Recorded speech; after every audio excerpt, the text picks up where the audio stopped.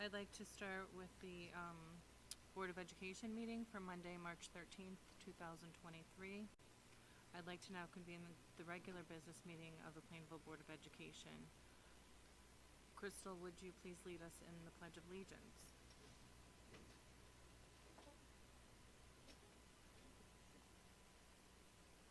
Pledge allegiance to the flag of the United States of America and to the republic for which it stands, one nation, under God, indivisible, with liberty and justice for all.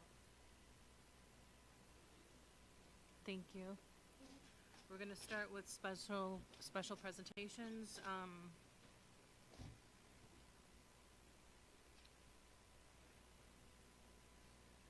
Board celebrations and recognitions, PCS All-Stars, for Stephanie Barbagallo.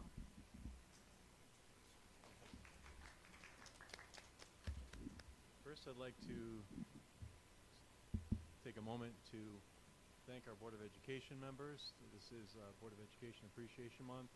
Hopefully you found some nice gifts on the table from our district, from some of our schools, a calendar. The pictures are from our elementary students, and they put that together into a calendar for you, and the mug from the middle school, and the mug from the district, which has all of our new logos on it and your names. So something else for you afterwards. We'll get to you before you leave.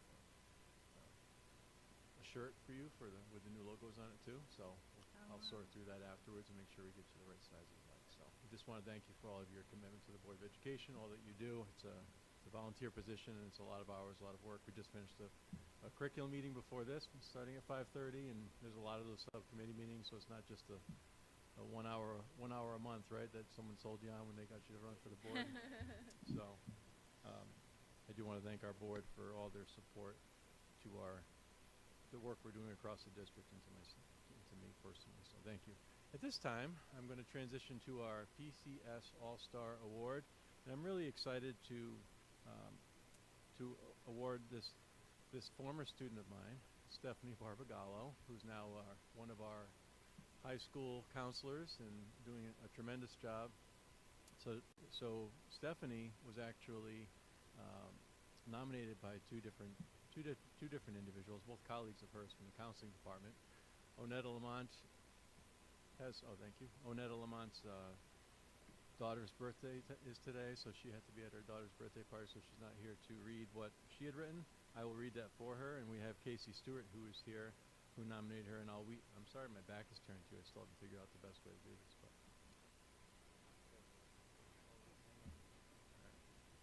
It is on a swivel. All right. So I'll read what Casey and then what Onetta had written about Stephanie. Stephanie has only been in the district a short time, but has already made the PHS counseling department better. As her office neighbor, I am continually impressed with how she will not rest until she finds the best solution for students and families, always. Her dedication to student development is so commendable, and I love how she continues to challenge her students to be and do their best. On top of it all, she is humble, positive, and open-minded, always looking for ways to improve and do the best. She is definitely an all-star. And that's from Casey, who is here tonight. And then I'll read what Onetta wrote. Onetta has more of a writing style like mine, so it's a little longer. So I'm going to... Onetta is the instructional leader for the school counseling department, for those of you who aren't familiar. Stephanie Barbagallo, a PCS alumni and current PHS school counselor, exemplifies all the tenets of the portrait of the graduate that we strive to instill in our students. This year has been an exciting and challenging year for the PHS school counseling department. Two of our counselors welcomed their first child and were out on maternity leave at the same time. And our two dedicated office professionals who had served PHS students throughout many years retired this year. As second-year school counselor at PHS, not only has Stephanie served our school community with excellence since she joined the counseling team, but when the PHS school counseling department could not secure a substitute counselor for one of the long-term maternity leaves, Stephanie offered to do whatever it took to ensure that all students and families continue to receive the same services that they received under a fully staffed department. Expecting nothing in return, Stephanie put in long hours at work and performed work from home in order to maximize her time during the day to meet with students, especially which is especially important during the course add drop period. In addition to volunteering to serve additional students and take on additional tasks, Stephanie has contributed to the school counseling department by helping to train our new office professionals and support and train a temporary substitute counselor. Despite the challenges that the PHS school counseling department has experienced this year, Stephanie has maintained a positive attitude and helped create a welcoming environment for both staff and students. Her smile and positive energy is addictive. You will never catch Stephanie complaining even on the craziest day. She is patient, kind, resilient, and flexible, always putting the needs of our students and department first, keeping staff morale up in times of trial. Not only has she supported our department with the increased workload, Stephanie has been incredibly valuable to the success of the new initiatives that our department has undertaken this year, such as the FAFSA Challenge, which Plainville is involved in. They wrote a grant and received a grant in order to increase FAFSA participation for college aid. Stephanie helped write the state grant that provided our school with the monetary incentives necessary to help encourage students and families to complete the FAFSA.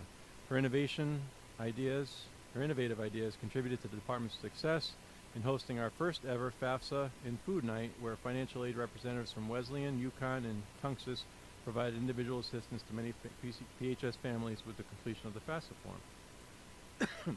Told you she writes like me. In addition, Stephanie continues to excel as the advisor to the PHS Student Council. Her students love her positive energy and innovation. Under her leadership, the Student Council has hosted many events that have brought the entire Plainville community together. Because of the aforementioned reasons and more, I'm honored to nominate Stephanie Barbagallo for the PCS All-Star Award. Her efforts have and continue to make our PCS community a better place to learn. As a PCS graduate, Stephanie Barbagallo is a testament of the impact that we have as a learning community on our students' growth as collaborative, communicative, innovative, mindful, and resilient adults. And I will add my last thought to that. I reached out to Stephanie because she runs student council, and because I knew her from when she was a student, and she was involved in a lot of volunteering back then. And one of our seniors who used to attend all the senior citizen proms that I would host as running the Intrac Club and as a principal here in the cafeteria, reached out to me over the summer and said, "You're bringing back the senior citizen prom, right?" So I didn't really have much choice because Judy's pretty intimidating. Judy Bosco, she's amazing, and she has more energy than me. But so long story short, I reached out to Stephanie. I've been meeting with student council. We have it all planned out. I'm going to be working with Ashley from food services and catering it. We have the kids gathering prizes for door prizes and superlatives and best dressed and best couple and most outgoing, all those things. We have a DJ booked. It's going to be a lot of fun. So we're going to invite also parents of our grandparents of our students and community members. I'm going to deliver the tickets tomorrow to Judy. I think she wants about 80 tickets. She'll probably sell most of them or all of them. And I just wanted to thank Stephanie because, you know, like it says in here, she's just a positive force of let's do this, you know, and she gets it done and does it well. So congratulations, Stephanie, on your all-star recognition. It's well deserved. There you are. Come on. Come on, take your seat.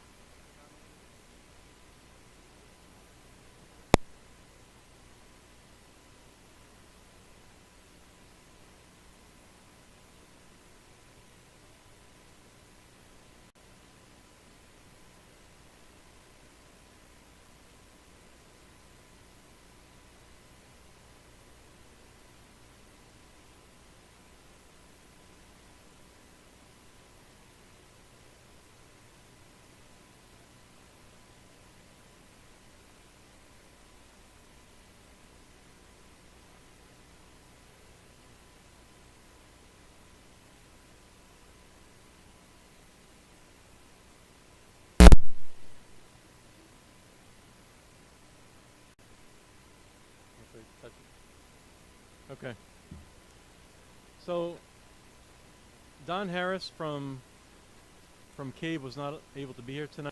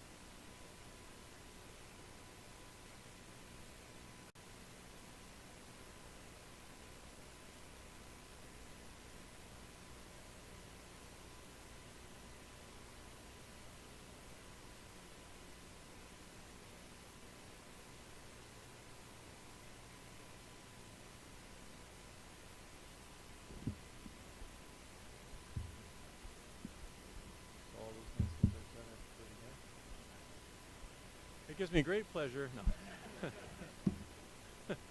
So, this was the nomination for, that works. Good pull for it. I feel like I'm at a press conference. One at a time, please. One at a time. All right. So, this is the application for Foster. Forgive my back once again. I know it's like a billboard. All right. Foster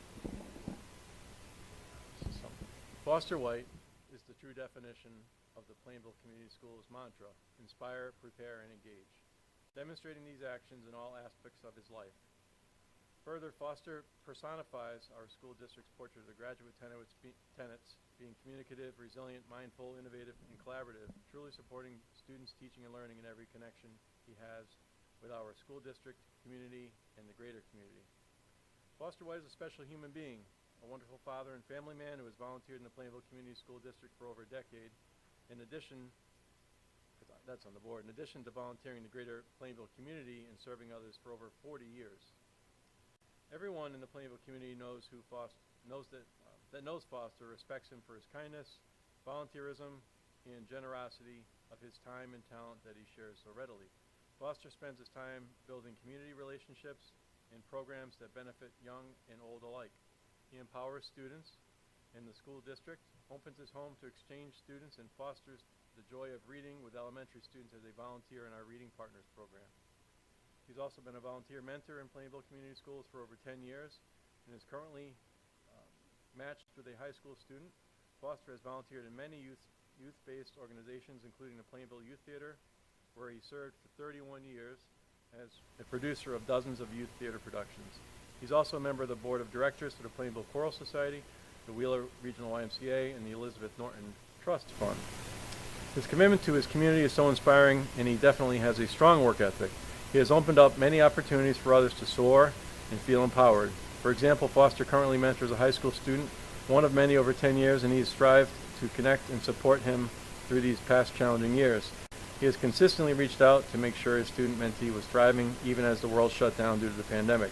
Foster is also a volunteer reading partner in our schools, where he reads weekly with an elementary student. Through the pandemic, he helped us create a program where he shared the love of reading through a pen pal style program by sending books and notes to homes of the children in the program. Foster read with 2 boys throughout the year, and they adored him. Foster's ability to be flexible and creative is a gift, and one he shares with everyone he encounters. Foster also helped to connect our high school students with businesses, to explore vocational pathways through our job shadow and internship program. He's been a guest speaker at our high school annual career day. Additionally, his commitment as a Board of Education member is unsurpassed. Since the day he became a board member 10 years ago, he's fully committed to working in that capacity to ensure that the students in Plainville have every possible resource to fully equip them with a well-rounded and robust education, supporting academics, equity, social and emotional learning, and much more. Foster's commitment to supporting the arts in our schools is another example of the direct impact he has made. Additionally, as our schools celebrate and honor veterans each year on Veterans Day, Foster can be found at Frank T. Wheeler Elementary School during their Veterans Day program, where he serves as a guest speaker, sharing his own history as a service member and that of his family members. Foster can also be found sharing a book or two with a class during the annual Read Across America celebration each March, and he has showcased his sporting ability as a participant in the Unified Basketball Program's staff board member versus student basketball competitions held over the years, as well as volleyball, dodgeball, you're our human shield. The All A Boards team, ever? All A Board? I don't know. Matt Garino came up with that name. It's coming up again. Foster is also an active volunteer of our local Coalition for Positive Youth Development, volunteering in dozens of roles to support the Coalition's mission to promote the community environment that enables young people to positively shape their lives. Almost done, I promise. We could go on and on, but his enthusiasm for the school district and the students is contagious, and fellow community members have answered the call to volunteer because of Foster. His involvement on many committees and his work on countless projects has continued to ignite the best in others to also give back to the community. Foster is always the first person in a room to volunteer to do anything to help, despite the task. Foster is the definition of inspiration, innovation, and courage. publishing a book in his 80s. Oh, sorry. Forgot that was in there. I mean 30s.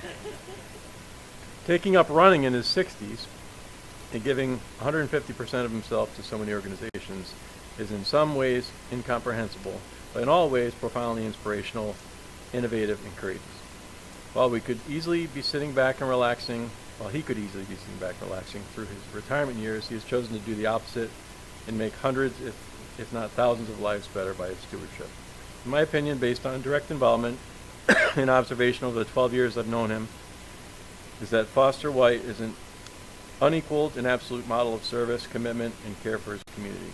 He demonstrates his commitment to improving, last paragraph, the lives of others and the world around him through direct involvement in action at a level that is hard to comprehend. I've never met anyone with more energy, kindness, compassion, or dedication to so many different volunteer organizations, whether supporting education, mental health services, and addiction recovery, local performing arts groups, or a dozen additional groups he supports. Foster's always there. He's a pillar of the community, respected and appreciated by everyone who knows him.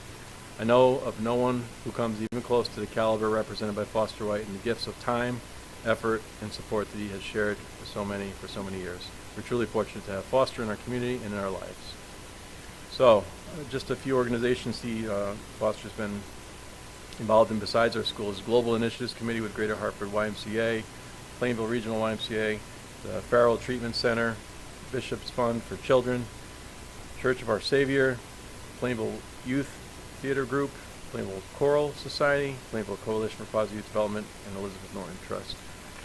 So I look forward to a formal celebration. When I was going back and forth with Cass and Karen Proctor, who was running the process, she and I thanked her, of course, for this recognition for you.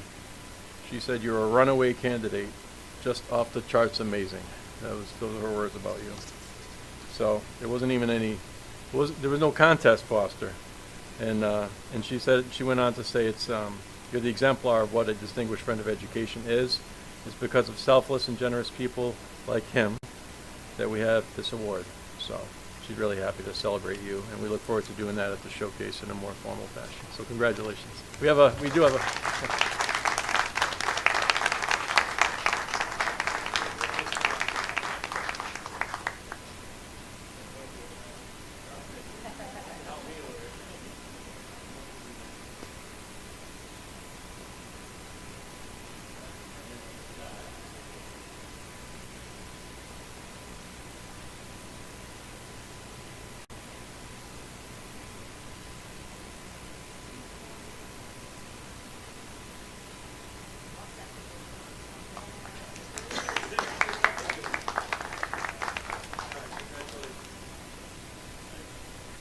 And that concludes my special awards for tonight.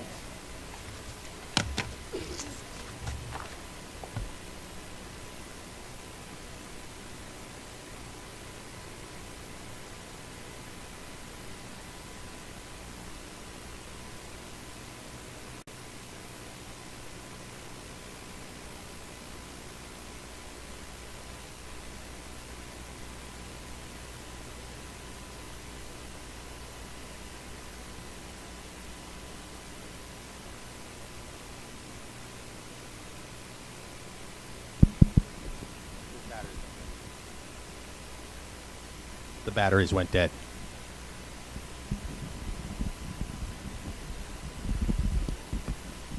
I thought you hit the power button when you were like tapping the front.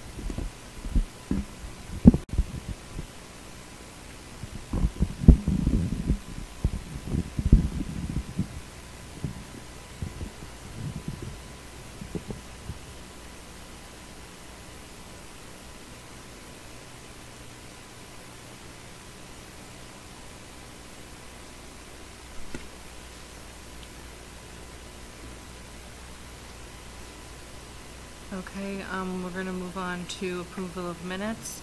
We have 3 sets of minutes this evening. If there are no objections or corrections to the minutes, I'd like to ask for a motion to approve item A, which includes minutes of the February 13th regular business of the board Item B, special meeting of the Board of February 13th, 2023, Finance and Facilities Subcommittee. And item C, special meetings of the Board of February 27th, 2023, Policy Subcommittee. Are there any questions or concerns? Madam Chair?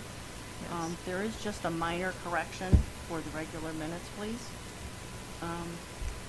They have down that Cassandra Clark did the nomination for Rachel Buchanan to be vice chair, and it was Lori Peterson that seconded that. Okay. And who does it have that seconded it? Me. Oh, okay. So I was part of the unanimous vote, but it was Lori Peterson that did do the second nomination. Okay, we'll make that correction. Thank Thank you. Madam Chairman, I move that we accept the amended minutes of the February 13th meeting of the Board of Education. We accept the minutes as circulated of the minutes of the special meeting of the Finance Subcommittee meeting on February 13th, and request approval of the minutes of the February 27th meeting of the special education of the special meeting of Board of Education Policy Subcommittee. Thank you. And do I have a second? Second. All in favor? Aye. Any opposed? Any abstentions? Motion carries. Next, we'll move on to the student representatives report.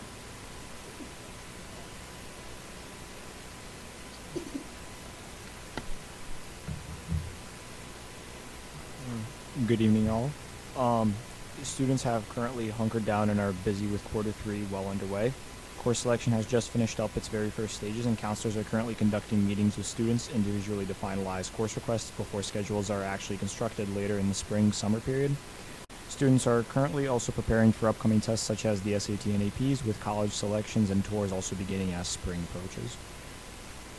Looking back, our high school co-ed cheer team participated in the CIAC state championship and took first place, becoming the #1 team in their class for the 2022-2023 season and securing another extremely prestigious title for Plainville. PHS hosted the Boys Swimming Conference Championship at our pool on March 3rd. Out of the 42 swims completed by the PHS swim team, there were 21 best times. The swim team would like to massively thank Coach Kramer and Coach Rasher for a great season. PHS Robotics concluded its first season in Massachusetts on February 18th with a final competition before the online challenge was due, which our team did manage to submit an entry for, so fingers crossed that works out. The winter sports season is coming to a close, with the boys swim team participating in the state championship this upcoming Wednesday, in which several swimmers will be participating. Spring sports are just beginning to start, with co-ed track and field team hosting their first conditioning practice today, and baseball starting even slightly earlier this season. PHS is planning a prom dress drive and sale ahead of the 2023 junior and senior prom, and students have participated in the organization of the drive and are partaking in modeling their dresses. Looking ahead, the AP and SAT testing season is approaching, with SATs being administered very soon for the junior graduating class. A lot of focus in some AP classes has currently also been put on practicing specifically for the SAT, which has been very, very helpful. Student Council is organizing a lot of fundraisers for the graduating class of 2023 and 2024, which has included things like a Texas Roadhouse fundraiser, as well as other dining opportunities to help support class expenses. PHS is looking to organize another Learning Adventure Day further this spring, with more career and activity exploration, all of which further continue to work with our career learning and portrait of the graduate skills. I know that this summer I'll most definitely be applying to several internships, so hopefully those work out too. That concludes the student perspective. Thank you so much. Next, we'll move on to citizens' comments. If you'd like to address the members of the Plainville Board of Education, you are welcome to do so. You will have 3 minutes to voice the matter at hand or your area of concern. Does anyone wish to address the Plainville Board of Education? Does anyone wish to address the Plainville Board of Education? And final, would anyone wish to address the Plainville Board of Education? Okay, we can move on to the council liaisons report. Due to the town council's budget work session, Mrs. Puglisi could not be with us this evening.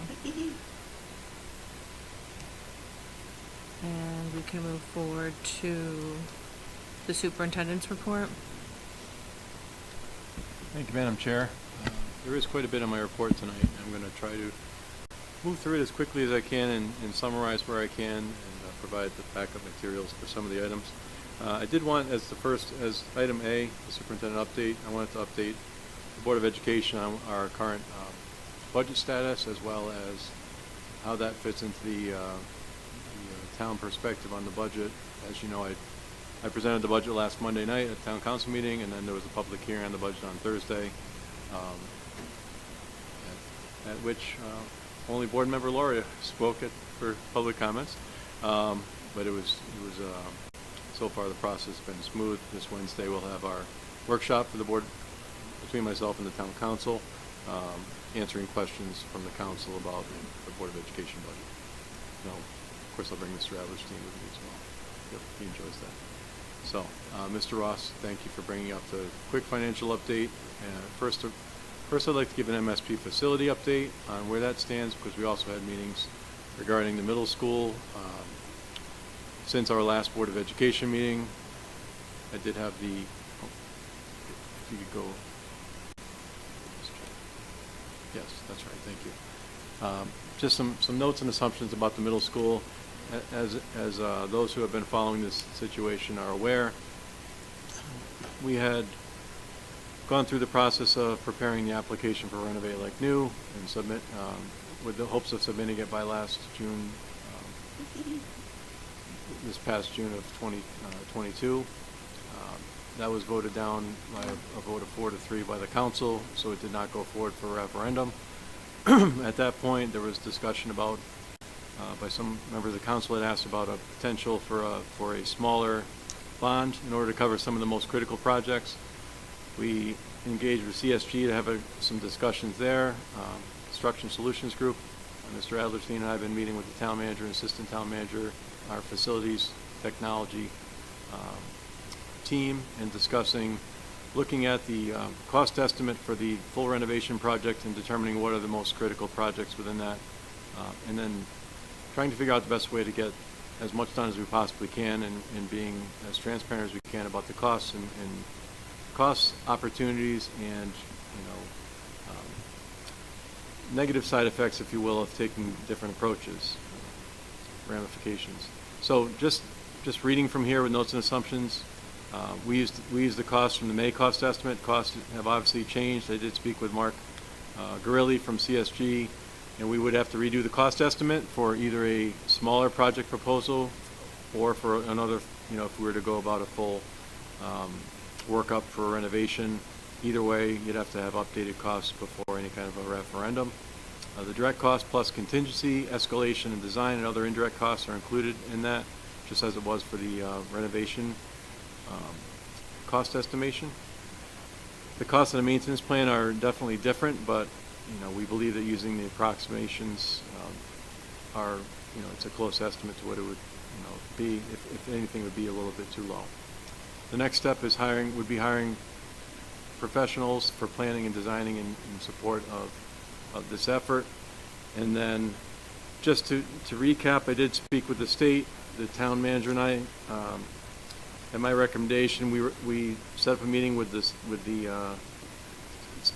State Department of Administrative Services that deals with school construction grants, just to find out what would be reimbursable and how, if we were to not go about a Renovate Like New process, and to try to get things done outside of that process through a smaller bond package. The three things that would qualify for non-priority projects that can be applied for any month within the first 10 days of every month would be the roof, the underground storage tank that needs to be removed. I forget the deadline for that, when it has to be removed by, but we have a little time on that, but it has to go. And then the elevator. So those three items. So that's what that last highlighted bullet point is. So with a maintenance plan, those three things would qualify. Only those three things. Creating a secure vestibule, security vestibule, is something we could apply for through a priority grant, as you would by June 30th, as you would a renovation. At this time, it's not a non-priority item. They're looking at changing that in legislation, but nothing's been done at this point. So the only things that would qualify are those three things that I mentioned: the roof, the elevator, and the storage tank. Go ahead, Kevin.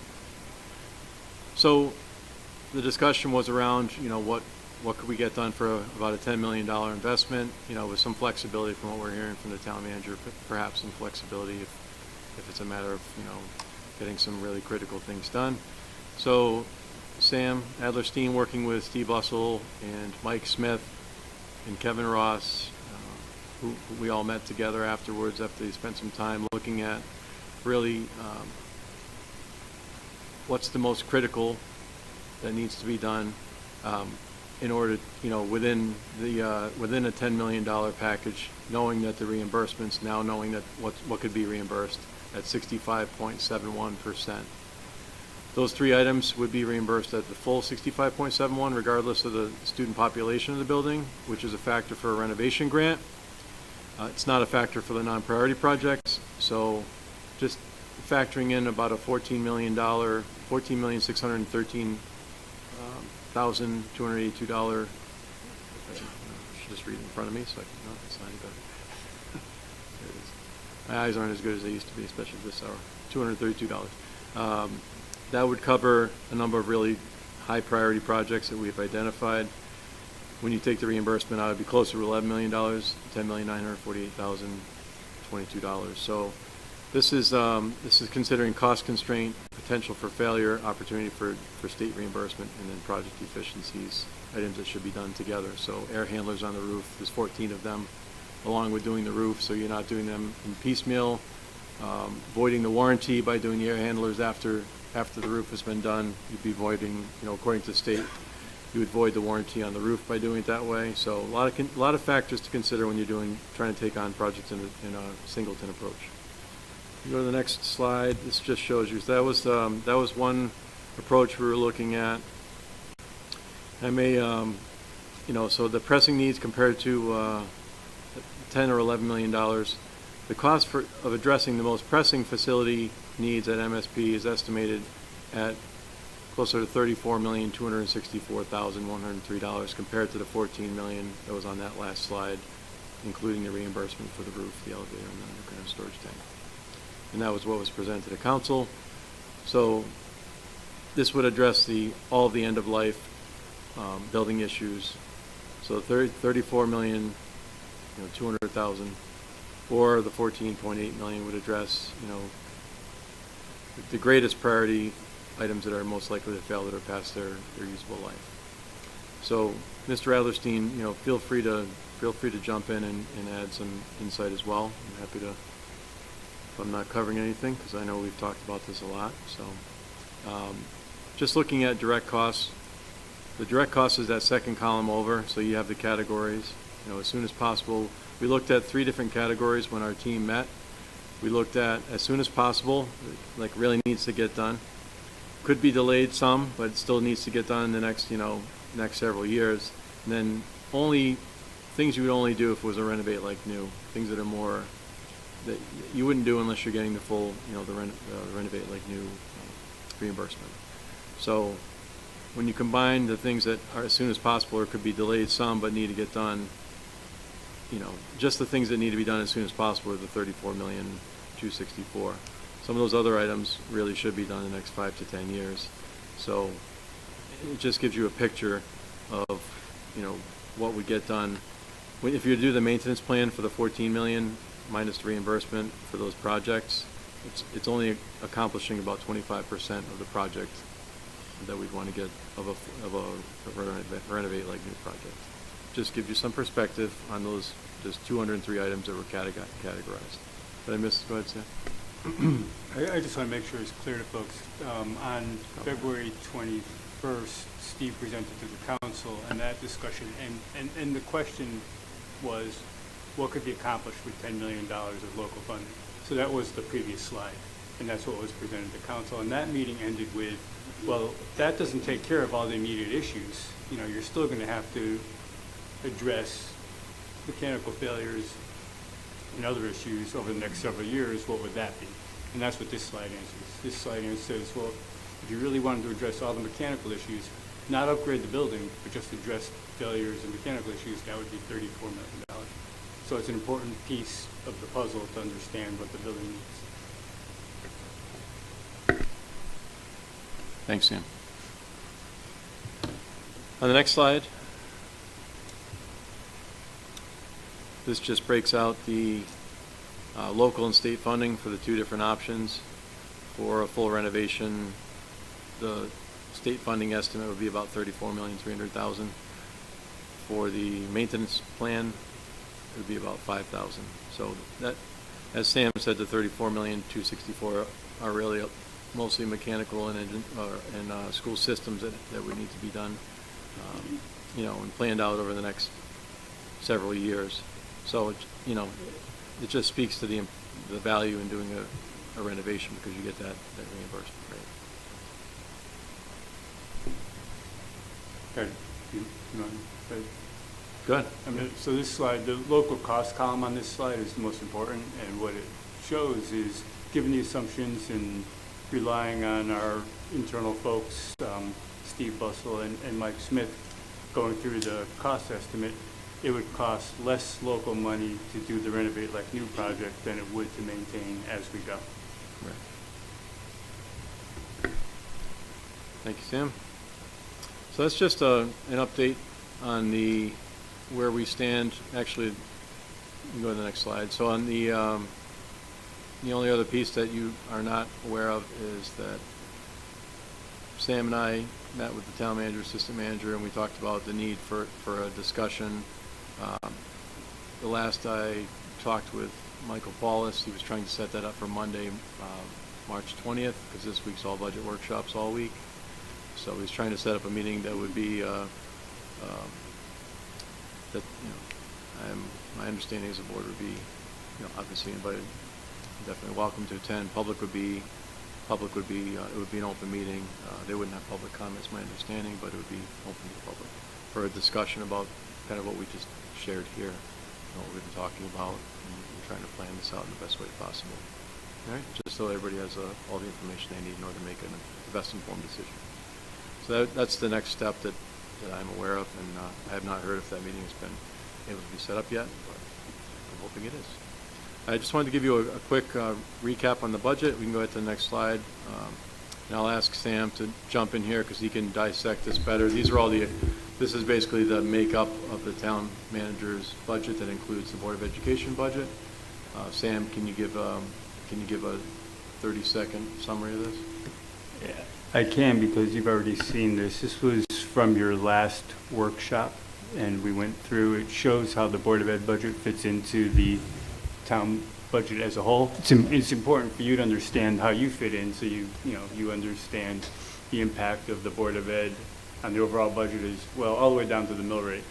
And this really hasn't changed that much from what you saw in your fourth workshop. It's updated toward the right side of the slide. It's updated for the town manager's budget, what he presented to the council last week, a couple weeks ago maybe. And so the town manager's budget's up. Yeah, time flies. Yeah. So it's updated for the town manager's budget, but it's not that much different than what we saw. And cutting to the chase, the town manager's budget would would have a mill rate of 32.36, up from 30.64 this year. A big part of that is because 1 year money was used to reduce the mill rate in the past, so that was a one-time thing, and you can't do that every year, and so that has a 0.65 mill impact on this year's budget. And so that's a big factor, and that's what it says in the bottom left side of the slide. The bottom right side shows that mill rate would be about a $258 tax increase on a property assessed at $150,000, which is the average property in Plainville. 30 seconds. Next slide, Kevin. This just also shows the adjusted, the Board of Education had to adopt their budget at the last board meeting, February board meeting. Shortly after that time, the new insurance rates came out, so instead of the 10% insurance increase we had budgeted for, it did drop to 7.1. So the town will be able to reduce the budget without reducing, the impacts of your budget by $182,105. So that adjustment would also reduce the would also reduce the mill rate by 0.11, so it would bring it down to 32.25. But you can see the biggest things were the use of the unassigned fund balance to, on a one-time basis was $1.4 million, over $1.4 million to use unassigned fund balance to reduce impact on local taxes.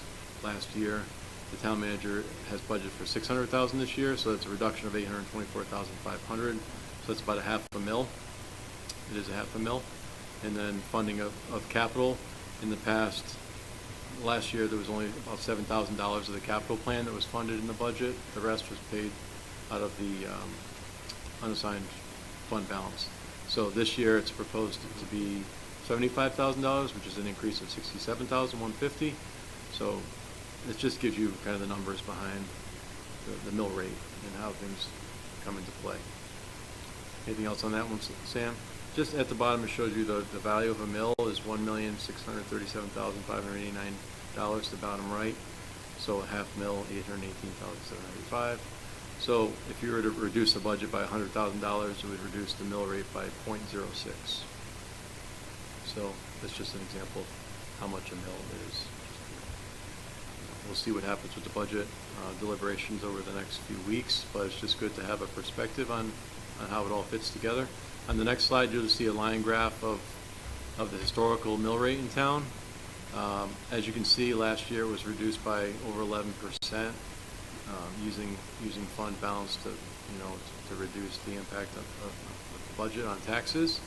So it went from 34.56 down to 30.64. In most years, the last couple of years, it's been either held flat or reduced significantly. But you can see it's gone up every year until then. Some years more slight than others. So what's being proposed this year, as the budget currently stands, it's actually a little lower than this because if they take out the health insurance increase, it would be 32.25. So it just gives you historical on the mill rate and what that looks like. On the next slide, it's just a visual picture of the unassigned fund balance, which is really the town's saving account, and the use of that account. Sam, anything you want to share about this? It's a pretty busy slide, so. I guess this would just say if they Looks wanted like my heart rate right about now. if they wanted to use money from savings like they did last year again this year, they still could. There's enough money here to still use the same amount from savings as it did last year. And stay tuned because they're just starting the workshops tonight.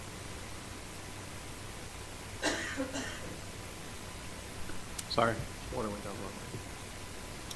Yeah, so we'll see what is decided on that by the town. The next slide is just the median home values in Plainville. So this was based on 2020 data. Is that the most current data, Sam, I believe? What they use for the That's budget. what they used in the budget book last year. So, median value assessed at 75% of the value, that's where that average increase of about $275 would come from. So the median home value is $214,000. And that's all I have for the budget updates and the middle school updates. I'm now going to turn it over to our middle school team. I want to welcome Amy Roberts, principal of the middle school Plainville, Ryan Cornelius and Melissa Orfitelli, assistant principals at the middle school Plainville, who will share an update about how things are going at the middle school, what their focus is on, and some highlights from their very good work at the middle school. Amy. All right, thank you. Kevin, if you go to our next slide. All right, everyone, thank you so much for allowing us to join you. We just want to update you on the great work we've been accomplishing here at MSP despite some challenges that we continue to face. Our goals continue to be focused on improving our work with students, teaching and learning, with a focus on equity, social and emotional learning, and mastery. We have a laser-like focus on improving literacy, mathematics, and school climate.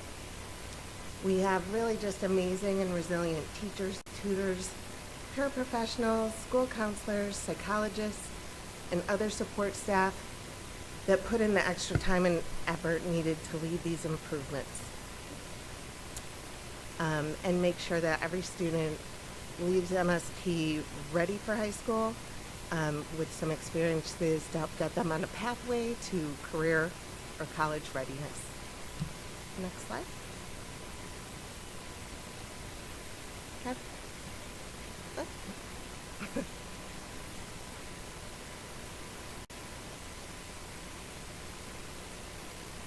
So we do, we continue to look at the characteristics that we want all of our Plainville graduates to possess, which is what we call those portrait of the graduate: collaborative, communicative, innovative, mindful, and resilient. And we see the work our middle school students and teachers are doing each and every day, from creating and running their own morning news show, which is amazing, building working hydraulic systems, solving algebraic equations, participating in book clubs, conducting scientific investigations, creating beautiful and original works of art. Our students are immersed in developing themselves into the young adults we aspire for them to be in our near future. The teachers at MSP take this work very seriously and make every effort to engage our students in rigorous learning to help them, again, on that next level of work at the high school, to help them find their pathways, college and career ready. Next slide, please. Oh, you know what? One thing on that, could you go back one more? So this was just a little glance at MSP, but under the fifth bullet down there, PBIS, over 12,500 positive recognition tickets earned and used by students this year. I know that because they're all sitting in my office. And we have partnered with our friends at Oak Hill. And when we collect them from lunch, students buy all sorts of fun things to do, like basketball, soccer balls, volleyballs, game room with foosball. We bring them to the Oak Hill students, collect them from our main office and count them and label them and then return them to us. So that is pretty accurate within, a few tickets here or there that either we didn't get or whatever. But that means at least pretty much each student in our school has probably been acknowledged 20 to 30 times for doing the right thing at MSP each and every day. We've talked about the MSP renovation. We're not going to talk about it again in this presentation, but of course, we wish that we were able to come to a vote on that because there's so many parts of our building that are ready for that. Next slide, please. Just a shout out to our staff, to thank our MSP staff. It really takes a special person to spend their career in the middle school. Our staff works hard every day to provide our students with the best they can.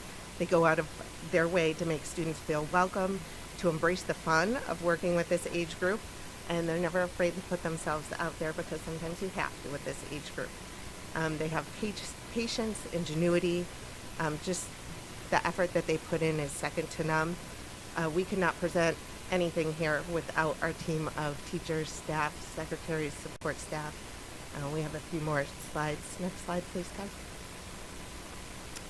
guys. This is just more about our great community of educators.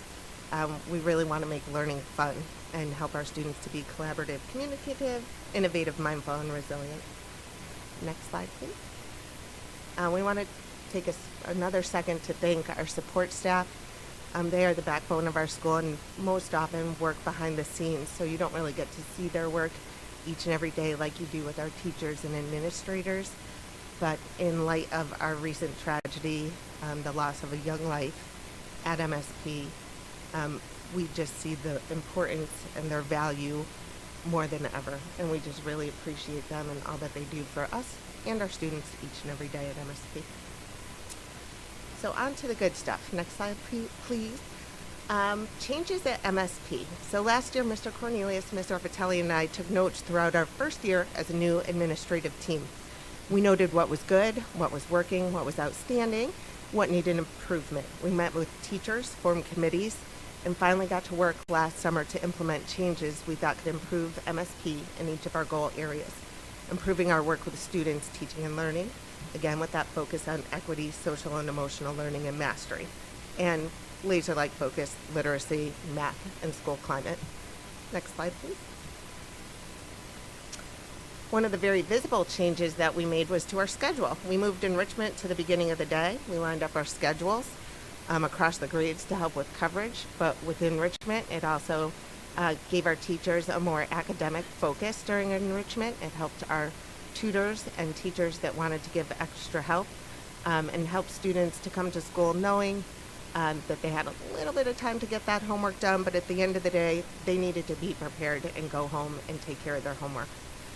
We've implemented bells to help clear out the halls and get students in classes to spend as much time on task as possible, and then also to help us plan special events so that all of our classes are running on the same schedule.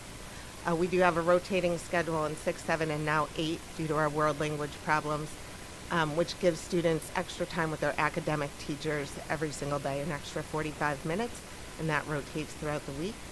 Our new schedule also allowed for SRBI interventions, so research-based interventions in math, literacy, and SEL, and we have not cut any of our unified arts or unified arts time, so we're still able to support that robust program that we have and love at MSP. Next slide, please. We were also very thoughtful about developing proactive strategies to address the problem areas we noted last year when we were thinking about discipline. We wanted to help recalibrate as an administrative team to make sure we're all handling similar incidents equally and fairly. So we spent a lot of time going over that, what it looks like if a student does this, what is the administrative or teacher response. So we have gotten really good at that. We've been creative about how to positively incentivize good behavior and just making it the norm in the building and in all of our classrooms. Again, using some ESSER money to up some of the fun that students could have during their 30-minute lunch. We have raffles, we have the Devil's Den, we have a school store. So we're trying to really make those things meaningful to students. And so far, 12,500 different times students have thought that something that we're doing is meaningful to them, and they've spent their tickets on that. We've also, taken some time to make sure that students know our eyes are on them all the time, even when our eyes are not on them. So we do have the Halo vape detectors in all of our laboratories, and Kevin and the technology department updated all of our cameras. So we're really able to track a student from the second they walk into the building, all throughout everywhere but in the classrooms and bathrooms, so that when an incident is reported, we can go right back, watch it, and we don't have to rely necessarily on one person said this and one person said that. It's really helped us to, feel like we're really fair when we're doing an investigation and make sure students that are responsible have consequences and other students feel safe and supported.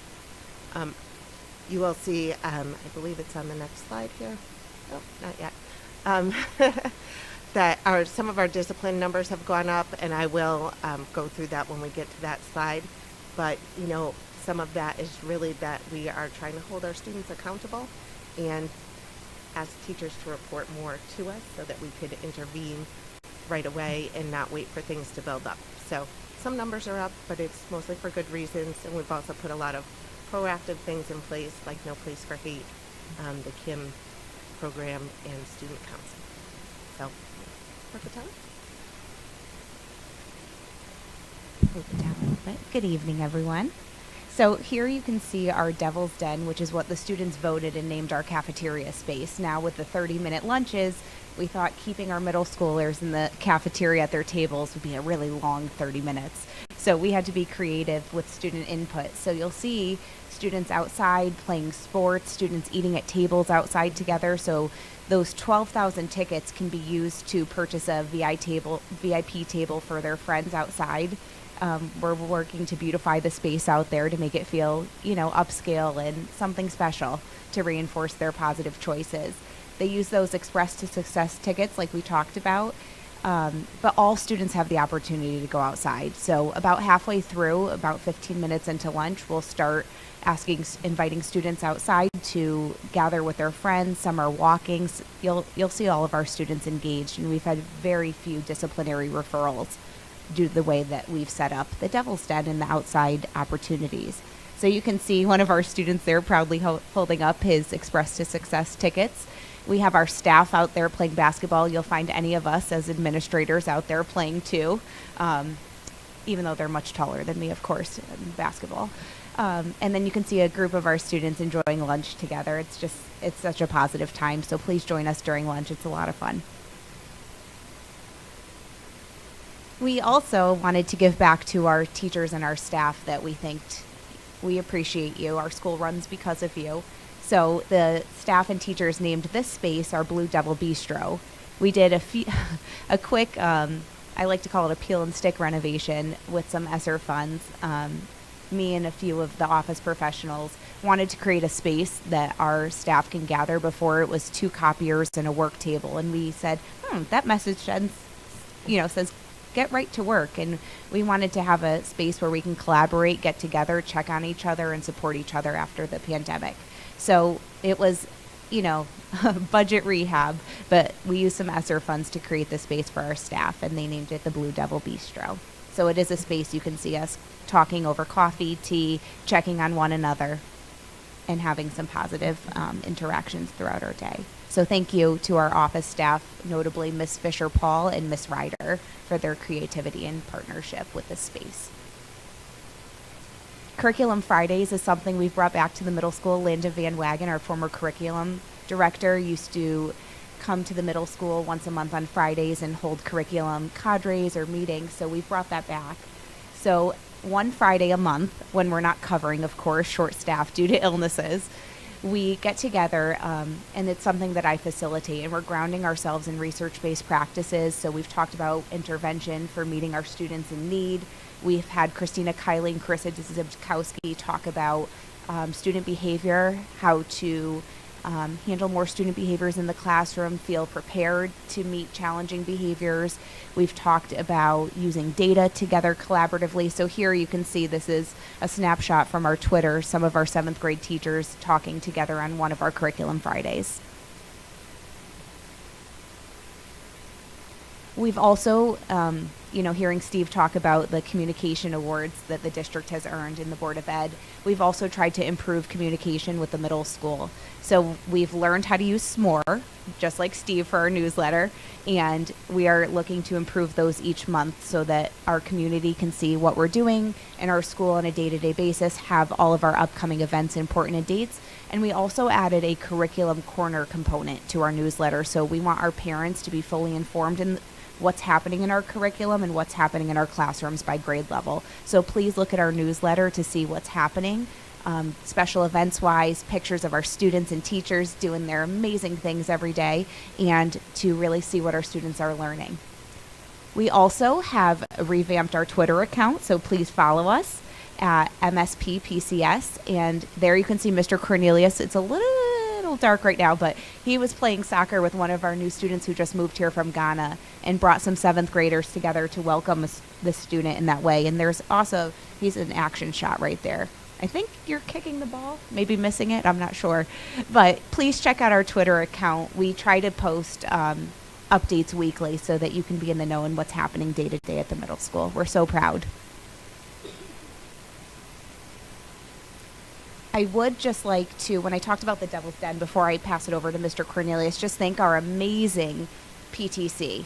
We have a very active PTC currently at the middle school who has donated so much to the Devil's Den, whether it's, I was going to say playground equipment, but, play equipment, balls.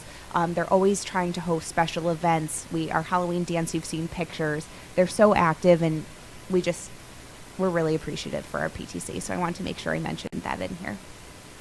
And now I'll pass it over to Mr. Cornelius. Thank you. Soccer is not my sport. I did whip that soccer ball, just for the record. It looks much better in the picture. We're very excited to have eHall Pass this year in coordination with the high school. This is an electronic hall pass system that allows us to really track the movements of our students throughout the day. They have pass limits in terms of the number of times they can leave the classroom. We can put contact restrictions in, which means students who either have conflict in the hallways or have too much fun in the hallways, we can prevent those from occurring. We can track when they go to the bathroom, which in conjunction with our Halo system, we've really been able to crack down on vaping. So far this year, we're at 2 instances of vaping. At this point last year, I did not have an exact number, but it was a weekly occurrence with students attempting to do that in our school. So this has been a very powerful tool for us, and we hope to be able to keep this moving forward. Students have a lot of control over it. They have a lot of autonomy, but the system puts enough restrictions in place that it really has helped our hallways become a much calmer and safer place. I think it's money well spent on our end, so we appreciate the ability to do that. Our grading system has changed this year, again, in an effort to become more cohesive with the high school. Upon our reflection as an administrative team, one of the things that we came up with, or an understanding, I guess, of better, is that we were not preparing our students to go to high school and be successful and earn the grades necessary to go to college at all times. Earning a grade requires a certain skill set. So we went back to the drawing board to revamp how we gave grades. The change has been very well received by our parents. We've heard countless times throughout the year, thank you for going back to the grading system that they grew up with. It's an easier way to communicate with parents. There's definitely a place for standards-based grades and habits of scholarship, but there's something about our ABCD scale that parents just understand, and at the end of the day, grades are about communication, so that was important. We were able to have an honor roll breakfast because we have grades, which Ms. Roberts hosted last Wednesday. That my understanding is we had between 300 and 400 students and parents at, which is fantastic. What a great way to bring the community into our school and show off the great work that's happening in our school and the great work of our students, really. So very happy with the way that this is going so far. And our students feel a greater sense of urgency as well. There's something about an A or a B that their parents hold them a little bit more accountable to. It's caused a little bit more stress for some kids, but overall it's been a great way to motivate kids a little bit more in the classrooms. And our power school is being checked more than it ever has been. Kids are interested in what their grades look like, which is fantastic. This was a very big change for our staff. Moving from one grading system to another may seem pretty simple, but it's not. It requires a lot of calibration on the part of the teachers in order for them to figure out how they're going to make this all work. So our teachers went right to work with that this year and did a wonderful job rolling it out from the start. We did give them a survey with any big change. We wanted to make sure that they were comfortable with what was happening and felt supported, and that it had its intended purpose. And if you look at that, that's pretty astounding for results.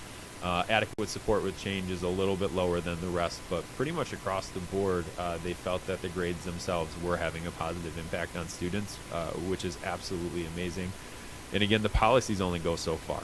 It really is the willingness of the teachers to implement them well, communicate with parents, that make these work. So again, big shout out to our staff for making this happen, and we appreciate the work of all of the teachers.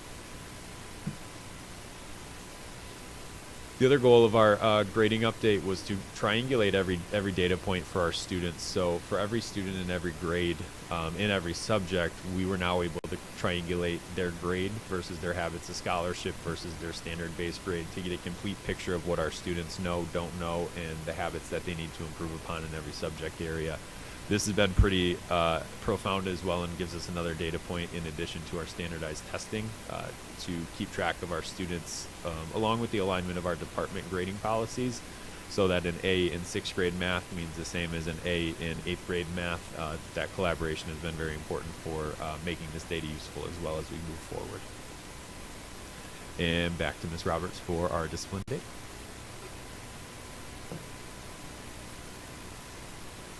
Next slide, please.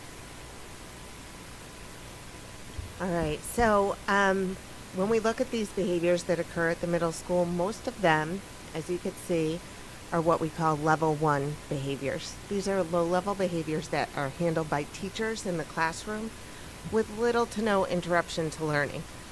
We call them level 1, and this year we really asked teachers to put all of their level 1s, when possible, to log those into Power School so that we could track them. And when a student earns a certain number of level 1s, for us it's 3, we really moved that to the administrative level, which we call a level 2. So level 1s, little interruptive, little minor things, sometimes a talking out or getting out of their seat or moving around, other things like that. So level 2 is when it's referred to the office.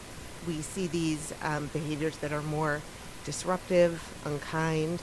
They interrupt teaching and learning pretty significantly, so the teacher has to stop what they're doing if an occurrence like this happens. These would not necessarily be dangerous, but they're very interruptive.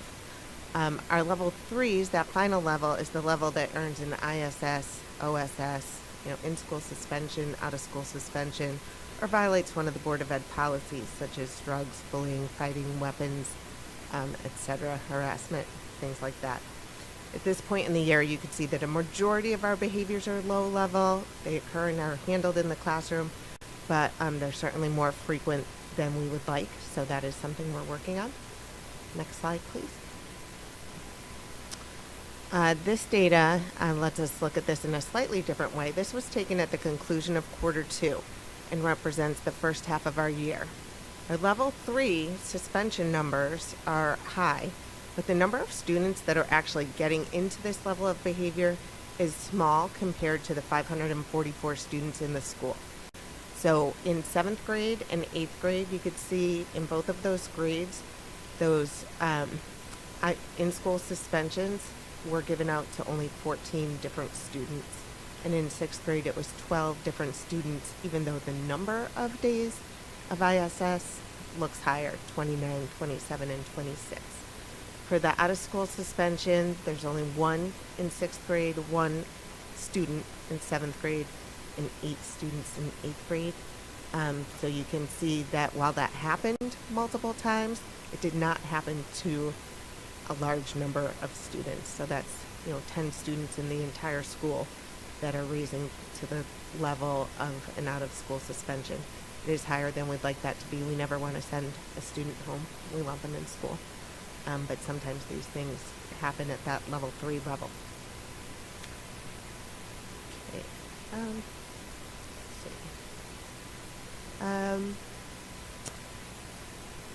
I think it's partially just our increased accountability for our students, increased expectations, the proactive strategies, and then our teachers really logging and getting involved that's made some of our numbers go up. But we hope to keep working on those proactively so that we could stabilize those numbers and bring them back down to the numbers that we've had in the past.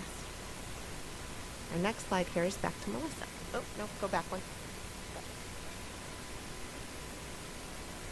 Thank you. Before I talk about this data set, I want to also add that while you see a high number of suspensions, we really try to be restorative when we're working with students. So if you've seen out-of-school suspensions and school suspensions, we really are trying to make it proactive for the next time. So how can I teach you the skill that you're showing a deficit in? How can I support you so that we can see change going forward? It's really, our administrative team really believes at the middle school that not in just the punitive piece. It's how can we teach the student to learn from their mistakes and get back out there. For example, if there was an incident of sexual harassment, we would do a sexual harassment training or workshop, and then we would help that student build some of the skills so that they can be more successful. So we are working on all of that. There's safety plans. There's a lot of intervention that goes in intervening at a level 2 or a level 3 from us as an administrative team. So an exciting position that we added this year was an SEL tutor out of ESSER funds. And our SEL tutor's name is Mr. Richard Brito. You'll see pictures of him with our students. Mr. Brito and our school counselors, along with our student support team made up of our administrative team, school counselors, school psychologists, meet weekly. And we're talking about student performance, and we're also looking at student behavioral referrals. When we see students earning a high level of consequences, whether it's level 2 referrals or out of school suspensions, we're meeting to talk about them weekly. We have a pivot table that pulls right from Power School, and we're analyzing that data on top of other things that pop up and happen, whether it's family tragedies or sudden illnesses. We're being, working to be very responsive. We then look at pattern behavior, and as a support team, we create research-based intervention groups to help students build their skills. So we have some great research-based programs to use with adolescents. There's some mentioned here, Unstuck and Back on Target. We work on executive functioning skills, time and task management. We're really looking analytically to see what is in a student's way and how can we help them to overcome the skill deficits that they're showing. So we have organization groups, we have frustration tolerance groups, and Mr. Brito is facilitating those groups under our direction and meeting with us weekly to look to see if students are making progress. So we also have the DESA, which is a data set, and it's a way that we survey our teachers to learn about our students and what their needs are. And the DESA has distinct categories where it shows us which students are in crisis or in need of a response, and we make sure that we're responding to that data as well. So you can see up at the top in the red the need for instruction. In 6th grade, 7%, 7th, 21%, and 8th grade, 6%. Those are students you can definitely expect to see in our support research-based groups with Mr. Brito or receiving more intensive services. Weekly check-ins with their school counselor, daily check-ins with their school counselor, maybe some work with a case manager if they have been identified for special education. You can see that most, which is what we want to see, most of our students fall in the typical range, and then there's some strengths on the top. We really want to capitalize on strengths. So the students that you're seeing in green, we should also see receiving 3s and 4s in our habits of scholarship, independent responsibility, classroom responsibility, and we make sure that we recognize them as well. So we're being really data-driven and responsive to the data, and very excited to have Mr. Brito to pull our groups, and we're going to have to be creative in how we're going to fund him going forward, considering he is funded with ESSER. We are really excited after COVID to partner back with the Anti-Defamation League, ADL, to bring proactive programs to the middle school. I have a wonderful student and staff committee for our No Place for Hate at the middle school. We are gaining momentum, slow but sure. And this week, actually, we are going to have whole school assemblies where we're asking our whole school to commit to this pledge. So we're going to teach each descriptor of the pledge you see here. For example, at the top, I will seek to gain understanding of those who are different from myself. Ways that we'll address that with our school community, and have already started to, for example, are about teaching about identity. There was a great statistic that I went over with my committee, and we looked at a visual of an iceberg. 13% of our identity, just like an iceberg, can be seen just by looking at somebody else. There's so much in a person, internal and underneath the surface, so to speak. And how do we tap into that? Because we know that bullying and hate statistics significantly decrease once we know each other, right? If I know something personal about somebody, it's a lot harder to be cruel or to show acts of hate. So our committee is gaining momentum. Mr. LePage can be seen there joining us. We welcome any community partnerships.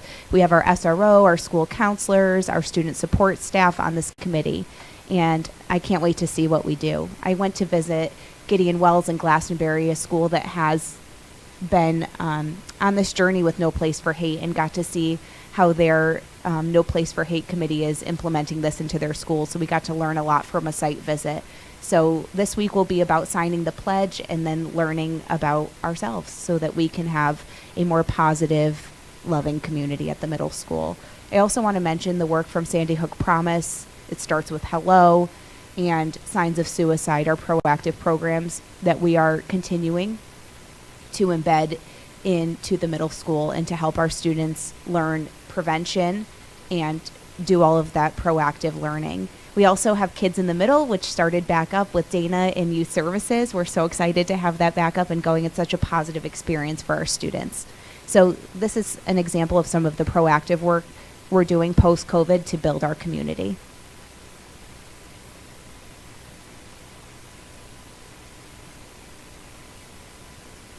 I talked a lot about Mr. Brito, but I would be remiss if I didn't mention our school counselors, especially, COVID has come up a few times tonight, but we're noticing at the middle school, especially with adolescents, social skills and some of the skills that were hard to grow and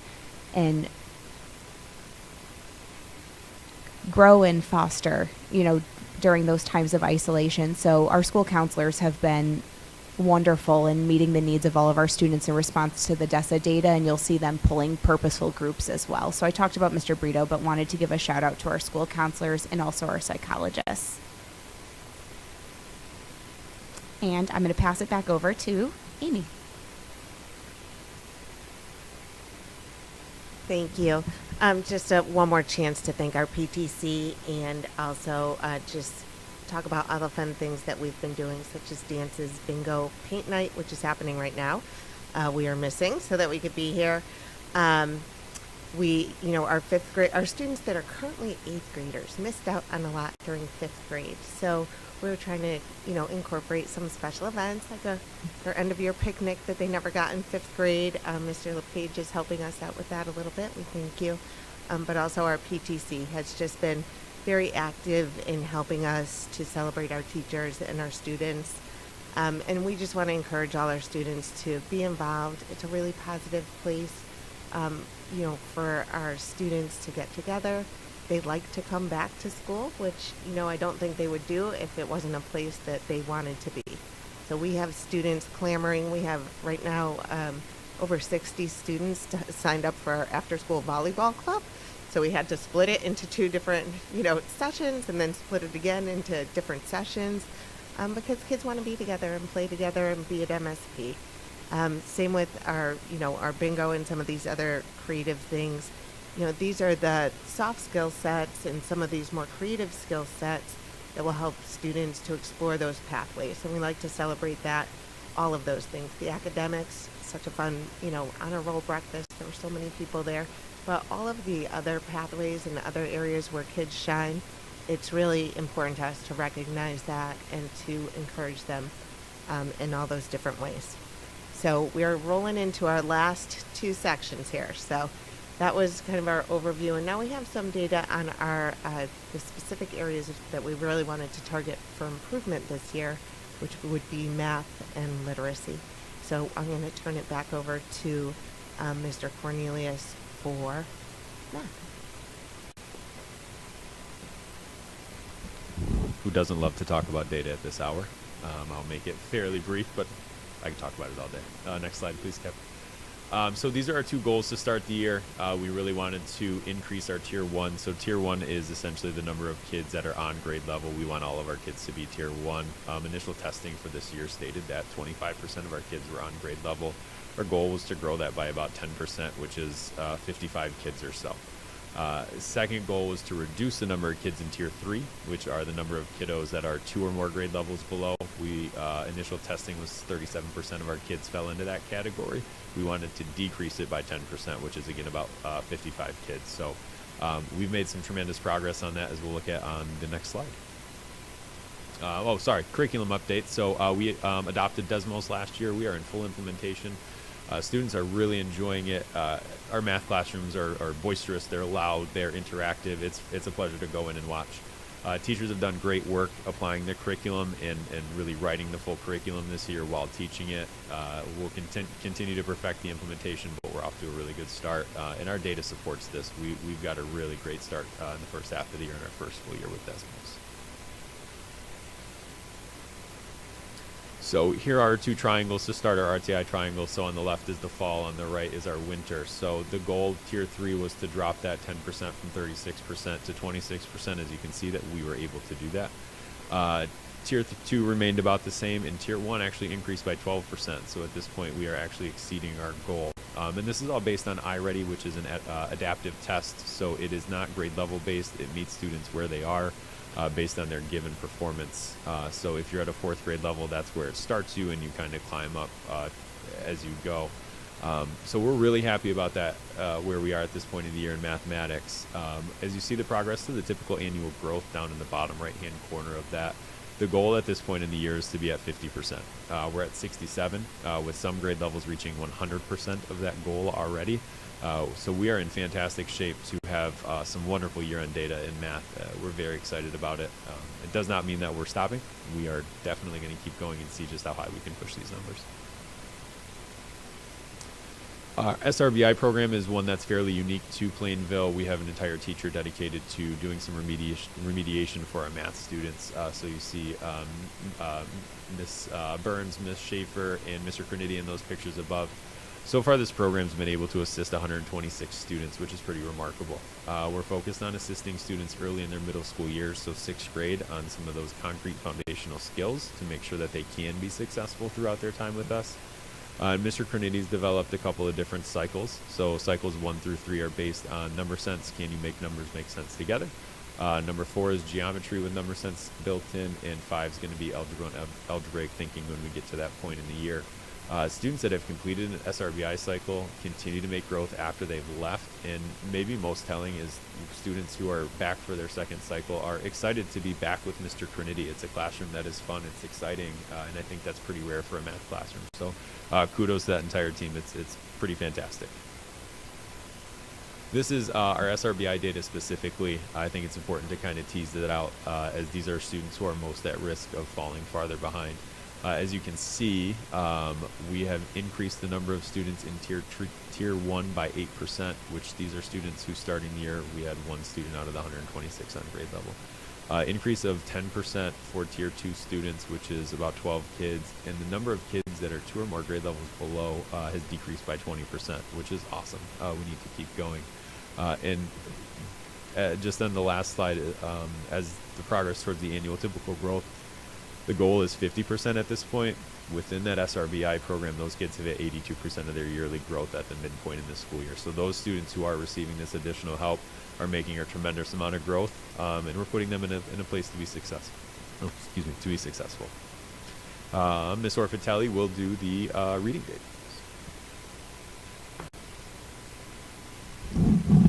So some of you would remember that a few years ago we came to the board in a subcommittee and asked to adopt a reading curriculum. Before then, it was a lot of the curriculum was teacher created, but to form a strong K-8 alignment and then K-12 alignment, we adopted the reading units of study from Teachers College. So we are in year 3, I believe, of full implementation, and you'll see there's a snapshot from our Twitter. With the support of Dave and Tawana, curriculum-wise, we have been able to have Heather Burns, who is a staff developer from Teachers College, join us at the middle school, helping our teachers to implement the reading curriculum, learn how to use data to teach targeted small groups in middle school, which is a huge shift from what traditionally has happened in a secondary model.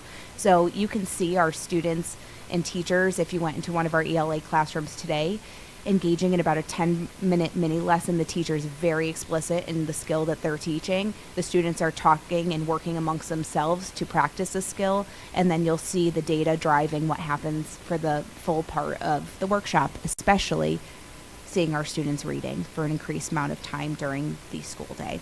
So we have small groups happening, one-to-one conferences. You'll see the teacher making really strategic decisions in an ELA classroom to meet the needs of our readers. And you'll see that reflected in the shifts in our data as well. For work that we still need to do, since it says literacy, is to look at adopting a writing curriculum. And we are in the process of looking at writing curriculums, looking at surrounding towns where they're performing. Our elementary schools are implementing the writing units of study, so it seems like a natural choice.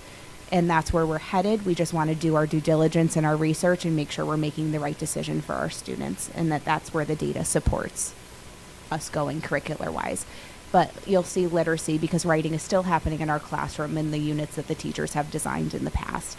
Shout out to Mrs. Erin Giorgini, our ELA instructional leader. We do have instructional leaders at the middle school, and there you will see her, after some work with Heather and her own research, teaching our ELA teachers how to do small group instruction using their iReady data. I was so proud of her and so happy to highlight her work here. This is really an example of teacher leadership, and it's exemplary.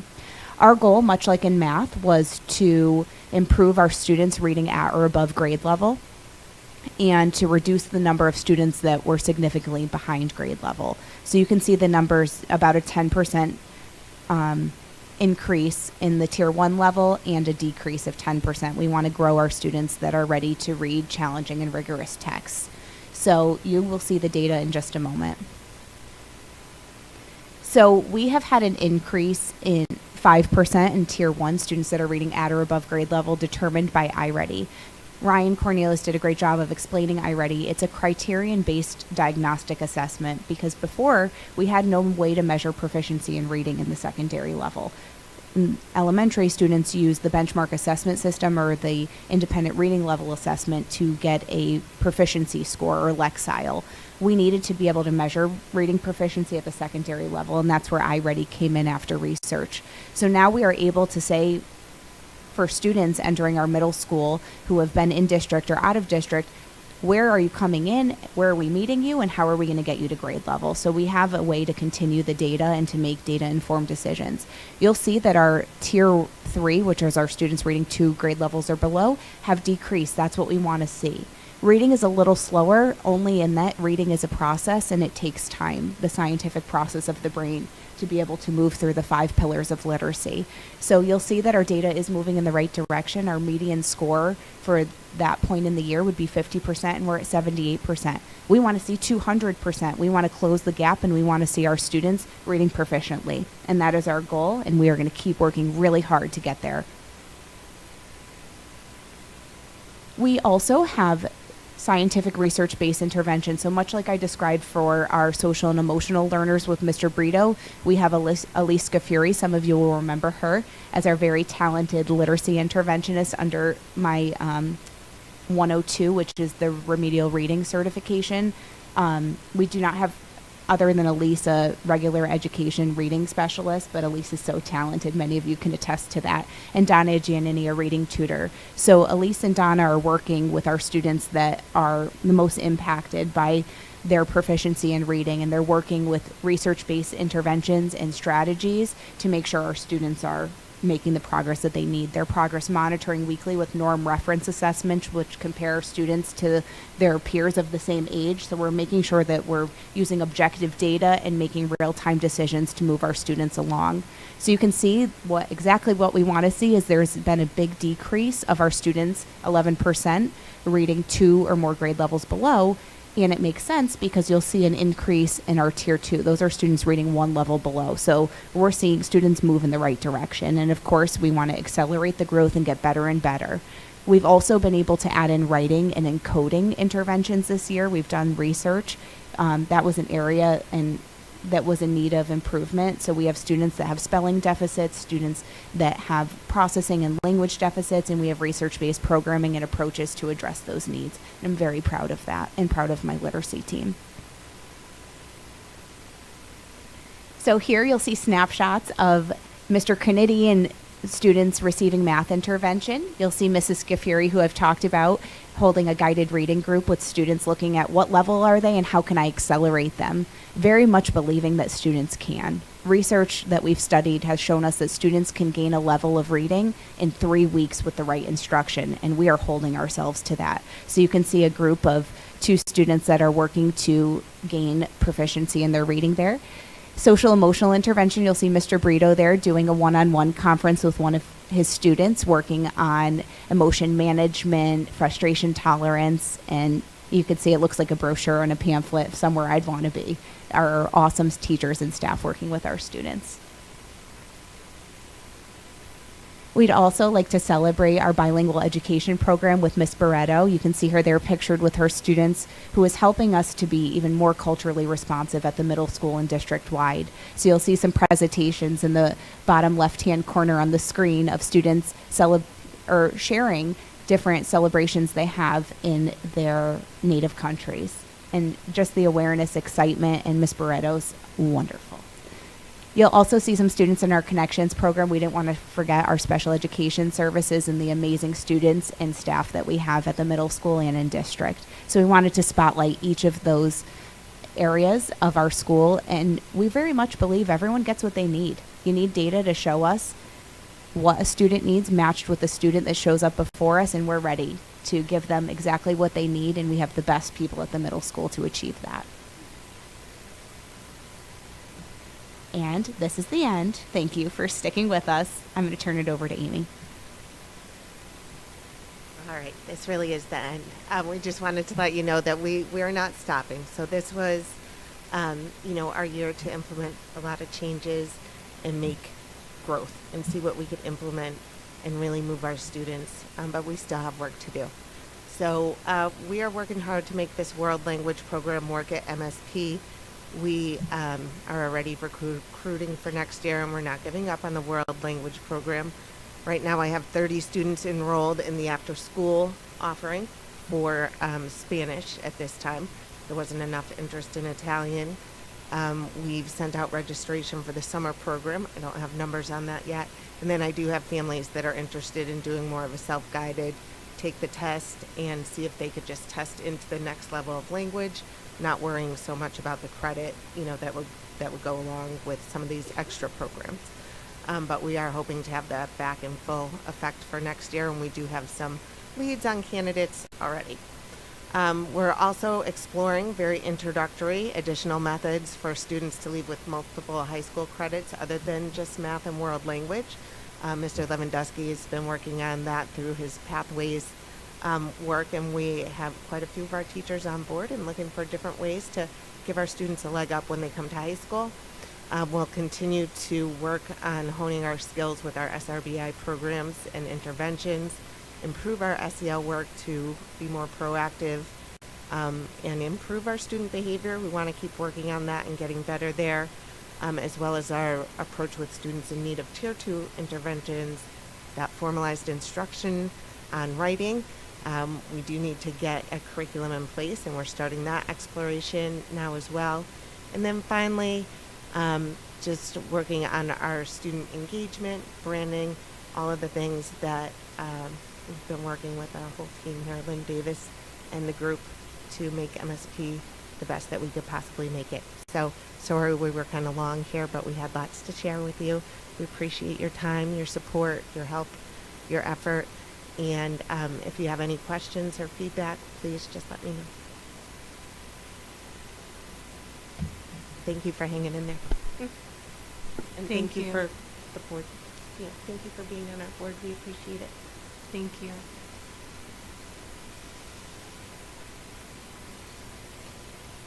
Does anyone have any questions? Hi, I just wanted to make a comment that I really appreciate the effort that went into tonight's presentation, and given the recent events, I know that this was a very difficult time, but you guys did a great job with your presentation. There was a lot of information, and I really appreciate all you did. And it's a journey, the numbers weren't easy to present, and the data's there, but you can tell there's a lot of love involved and passion, so that makes me feel confident about your teamwork, and to know that you guys took all that effort to make a lot of those positive changes. I feel confident that in the next couple of years you'll see a couple really great things going through the school. So thank you very much. You're welcome. Anyone else?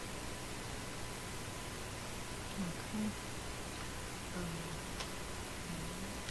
Thank you. I know it's Board Appreciation Night, so what better way to appreciate your board than to keep them here until a really late hour. There's quite a bit more on the agenda, and I'm going to go as quickly as I can because they're all important things. And as board member Clark mentioned, we did have to reschedule this meeting for the middle school, so it's been a difficult time. And it really is a tremendous team of caring adults, caring professionals at the middle school. So I want to thank the administrative team. Even though I can't see Mr. Cornelius behind the podium, I know he's there. I see the top of his head. So they really work well together. And it's been all hands on deck. So working really hard to meet the needs of many needs of kids, and it is a team effort. So without further ado, I'm going to turn it over to Mr. Lewandowski for a quick course proposal summary. Super quick, right? Very quick, because we already discussed it. Yes, we did. Actually, these two courses were talked about at not our recent curriculum committee, the one before that, and then we did talk about it through the board, the full board. We just never voted on it. So these were the two electives for English that were presented. One for Greek mythology, and the other one was a critical reading and writing and testing course. So different reasons for both of them. One was something they surveyed students in the Greek mythology, and almost 50% of the students wanted that course. So that was an elective that was kind of student-driven.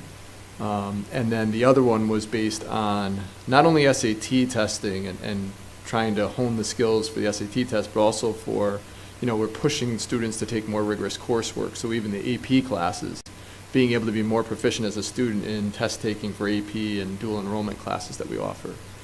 So both very valuable classes, but for different reasons. that'll be an action item later in new business to adopt those courses. So that was just a quick update reminder. You know, as the board knows, many of you were involved in our strategic planning process that took place beginning last spring, and then we had a couple of additional meetings where this year, let's see if I have enough. I'll just hand out what I'm gonna do tonight, for the sake of time. We do have 2 members of our strategic planning committee. We had close to 50 members who were involved in the process. So thank you for being here, Ruth and Ed. Yes, husband-wife team, dynamic duo. Stuck it out to hear all the presentations.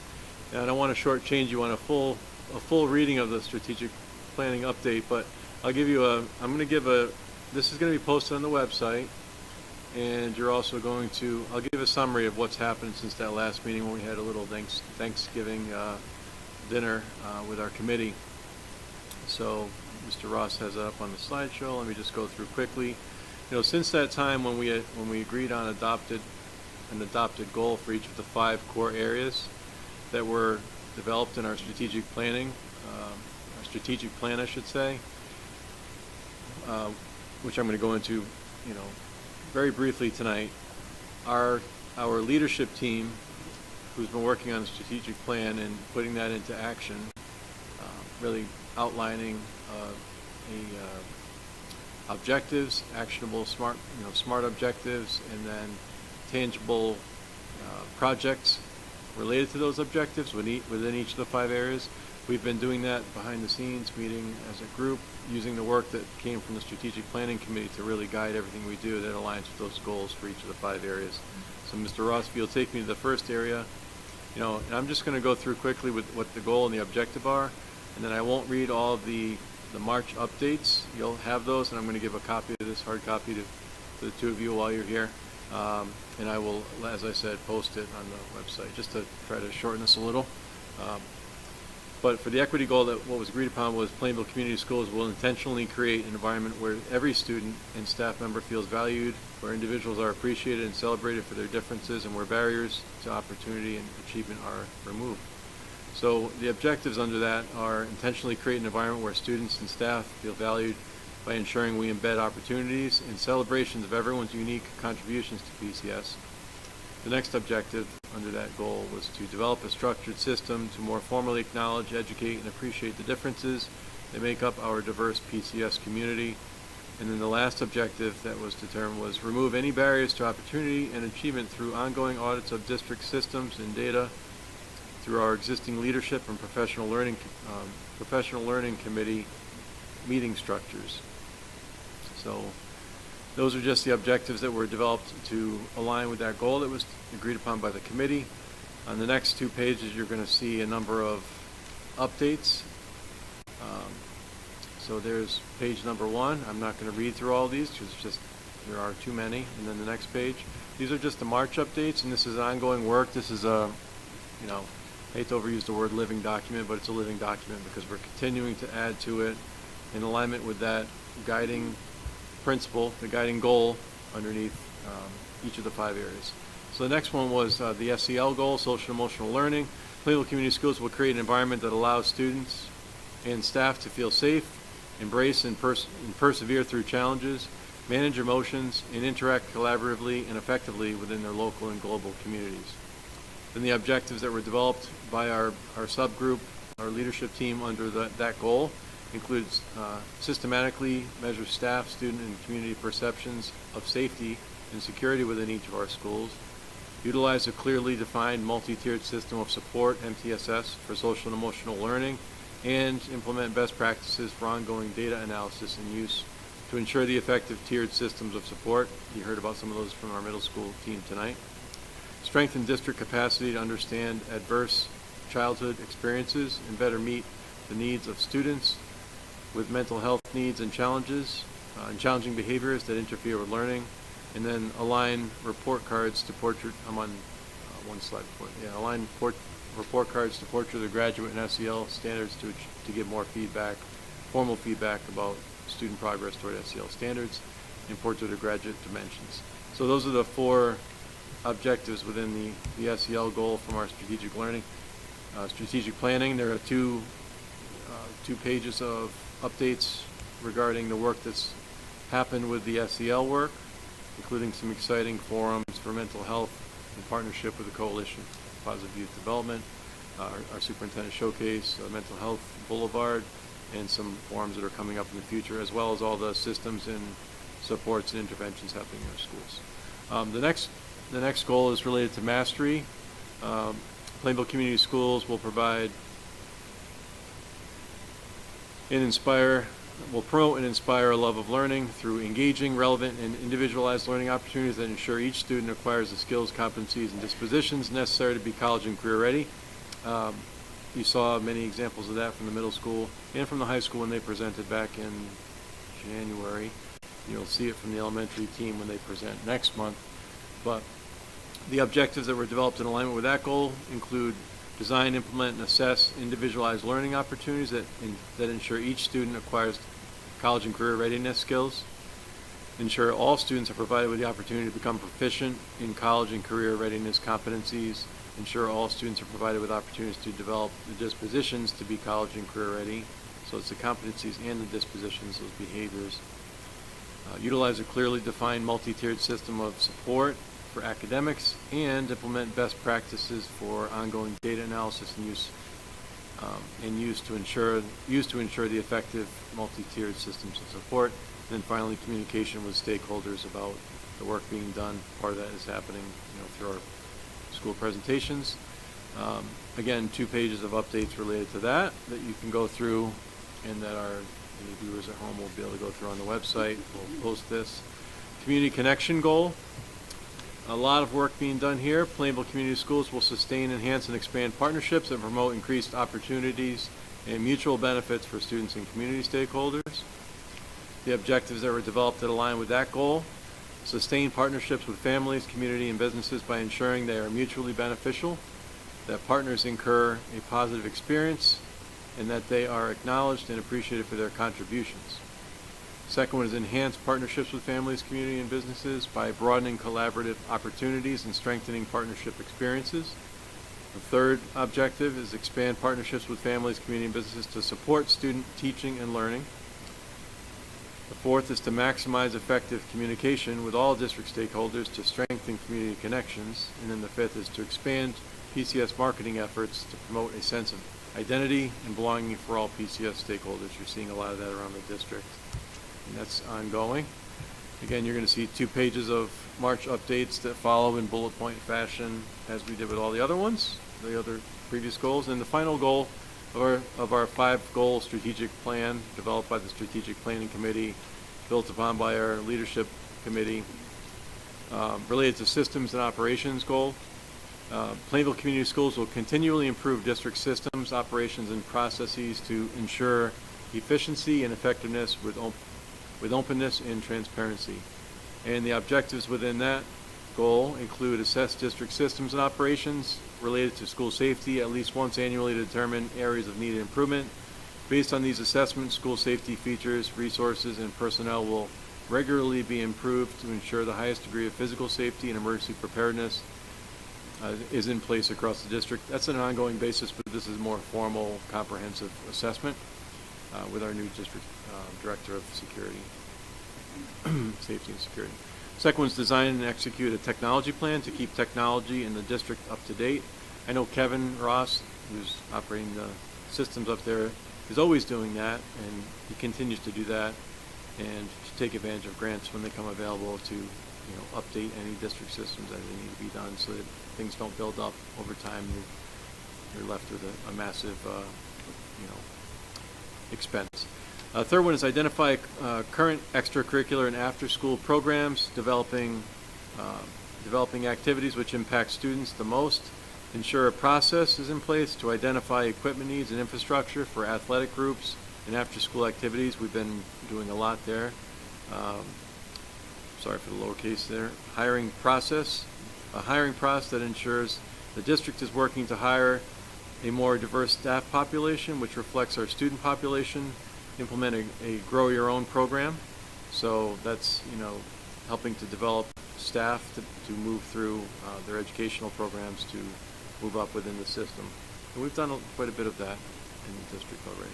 And then budget process, integrate ESSER considerations into all aspects of the operational budget process, which we have definitely done, as you saw in our budget deliberations, as we continue to back away from in a meaningful and thoughtful way, leading to the removal of all ESSER supports, which is something that we have to face as a reality.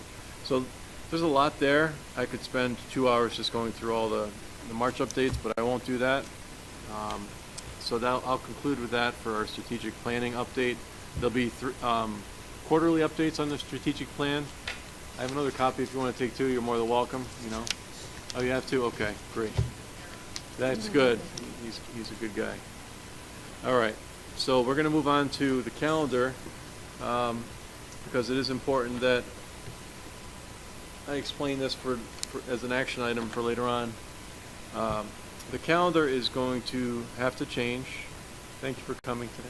The calendar's going to have to change for the next 2 years. The adopted calendar, because of the Board of Education agreement with the Teachers Collective Bargaining Group, the EAP. Through that process, we were able to add we were 2 days back into the calendar, basically, so that there had been 2 self-designed teacher professional learning days. As a result of the negotiations, I had originally requested 2 student days come back in to have 182 student school days. We only have 180 school days right now for kids, and you know, there's a gap there between what we are able to provide and what some other districts provide, as many as 185. So I'm trying to get that up as slowly, but there's a cost to all of those changes. But we were able to negotiate to have 1 additional student school day, so there'll be 181 student school days in ongoing calendars, and there will be an additional professional development day in person within the calendar instead of the self-designed professional learning days that took place outside of the calendar. So that would happen in the summer, on the weekends, vacations, at night. Those all had to be pre-approved by an administrator, but they weren't always as effective as we'd want them to be or aligned to what we're doing, despite our best efforts. So, the in-person time will be really important to gain back. So, what this does, though, is extend the length of the school year for students by 2 days. So what I met with our administrative team, first electronically, and then we met as an administrative council last week on Thursday. What we determined would be the best proposal to put before you, the board has to approve the calendars, would be the Friday for the additional professional learning day. We thought it makes the most sense toward the beginning of the year when we can really use that time to look at student data, look at the needs of the district, and really align those professional learning opportunities for our teachers to support students for the rest of the year. So it would happen, we have our professional development day at the beginning of the year on the 29th of August, and then we have, there's a teacher work day by contract to set up the room and get ready for all their students to prepare on the 30th. The first day is convocation and faculty meetings on the 28th. So this would be, I'm proposing October 6th, a Friday before the Columbus or Indigenous Peoples Day weekend, which is the 9th. So that would make that a 4-day weekend for kids. Staff would come in and have professional learning on the Friday, and then staff would have their normal 3-day weekend they would normally have. So they're still coming to work, but they're doing professional learning on that day. And then we would add the additional student learning school day to the end of the year, which would bring it, if you look there, the last student day, instead of being the 10th, it would be the 12th, because you'd have the professional learning day where the kids aren't coming to school on October 6th, and then the extra student learning day to the end. So still June 12th. This year we've only had 1 snow day, and we'll see what happens tomorrow. I'll tell you at 4:30 in the morning. So we were at June 12th. So that's what I would propose for next year. Mr. Ross, if you could bring up the following year, it's the same thing. It's just different days. Essentially, with this one, it would be the same thing. The 11th would be that professional learning day. It's still the same weekend before, Columbus Indigenous Peoples Day weekend. And then at the end of the year, when you add it in, it would make the last day Friday the 13th, which is a nice lucky day. I thought that would be good. So the last day would be Friday the 13th when you add those PD day and the extra student learning day. So, you know, there were years where I remember getting out. I remember well because my daughter was born on June 26th and I came back for graduation on June 27th. We had rehearsal the next morning, sleeping at the hospital, and graduation that night. So we're still 2 weeks before that. Obviously, you know, you have to have all your school done before July. It's still early enough in the year. If you have a few snow days, it won't be, you know, too detrimental. We can still set the senior graduation day. You know, the board has the right to do that early in the year, so they'd be setting their graduation for Friday the 13th, a nice, memorable day. So that's my calendar recommendations based on all the insight, feedback from the team. We considered a number of things, you know, adding the professional learning at the end of the school year, you know, different options, but by the end of the school year, everyone's pretty tired and ready to start their summer. So that's the calendar. And then the last thing was just the board subcommittees. That's in your packet.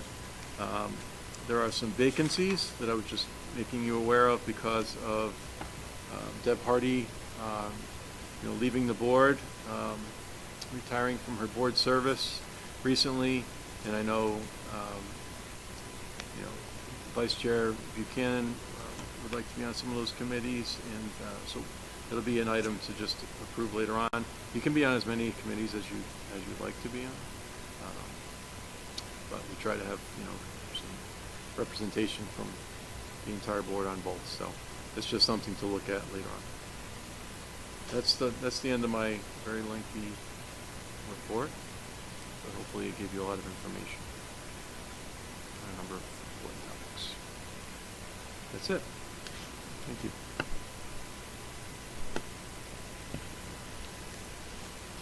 Okay, we're going to move on to the board subcommittee reports. Oh, Charlotte.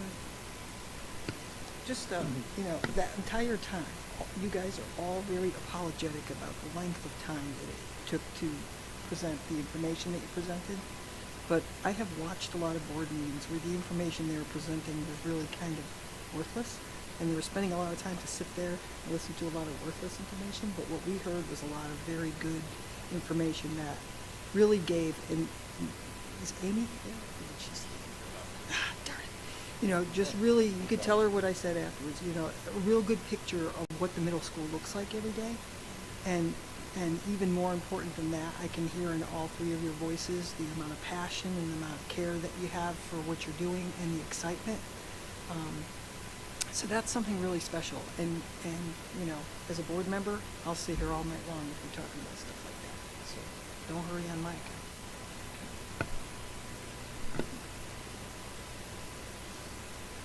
Okay, we're going to move forward to the board subcommittee reports with Foster, Facilities and Finance. Yes, the Facilities and Finance Committee, we met on February 13th, and we approved the minutes of that meeting just earlier on this evening. Right. And has not been since then. Okay, and the policy subcommittee report, Crystal? Yep, the policy subcommittee met on Monday, February 27th. And we went over 5 different policies and regulations that were up for review and discussion. We talked about policy number 5132, student dress. We revised it and eliminating an old policy, dress and grooming. We went over policy number 5141.21. The students administering medication was revised, and we'll eliminate the old policy and regulation. Policy number 7552, new construction recognition of service was revised. We're eliminating the old policy. Policy number 7551, new construction naming of components of buildings in our school grounds.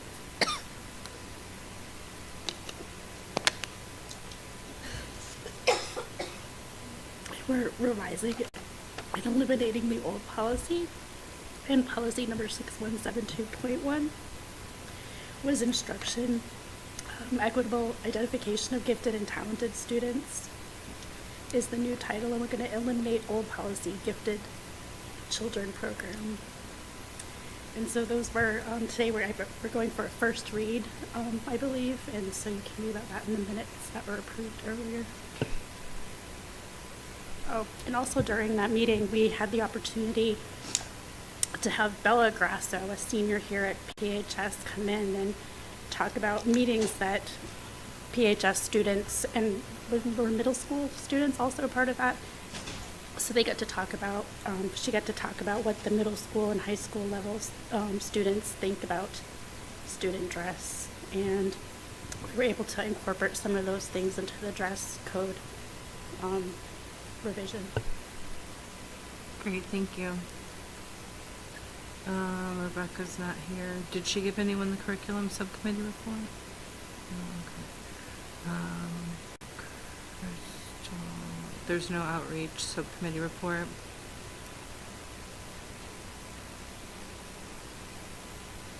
And Foster, the PAC liaison report.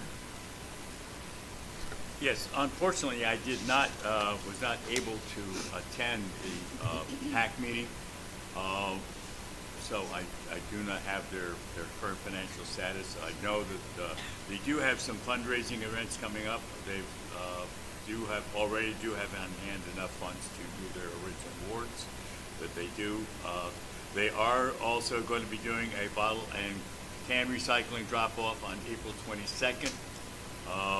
And the bottles and things you're returning have to be in bags. They are also doing a game this year, the Adopt a Senior. They started that on March 1st at a rate of either $10 or $20. This is raising funds, and the goal is to adopt every student, but this adds to the gifts that go into their grab bags, into the process that started during the pandemic. So that's pretty much concludes my part of that report. Okay, thank you. And Rebecca's not here. Cassandra, Linden Street School, PTO. Yes, for Linden School, the PTO met on March 8th, on Wednesday. They noted it successfully. They had the Lollygram, Wolfpack, Kidathlon, and Puerto Vallardo fundraisers this past month. And for the Kidathlon, Mr. Smith did an excellent job. I just want to give out kudos to him. He's really coming into his own, and the PTO mentioned that, several of the members, so kudos to him. On Thursday, March 13th, yeah. No, it's not the 13th. Yeah, the 15th? 16th, sorry, at 6 p.m.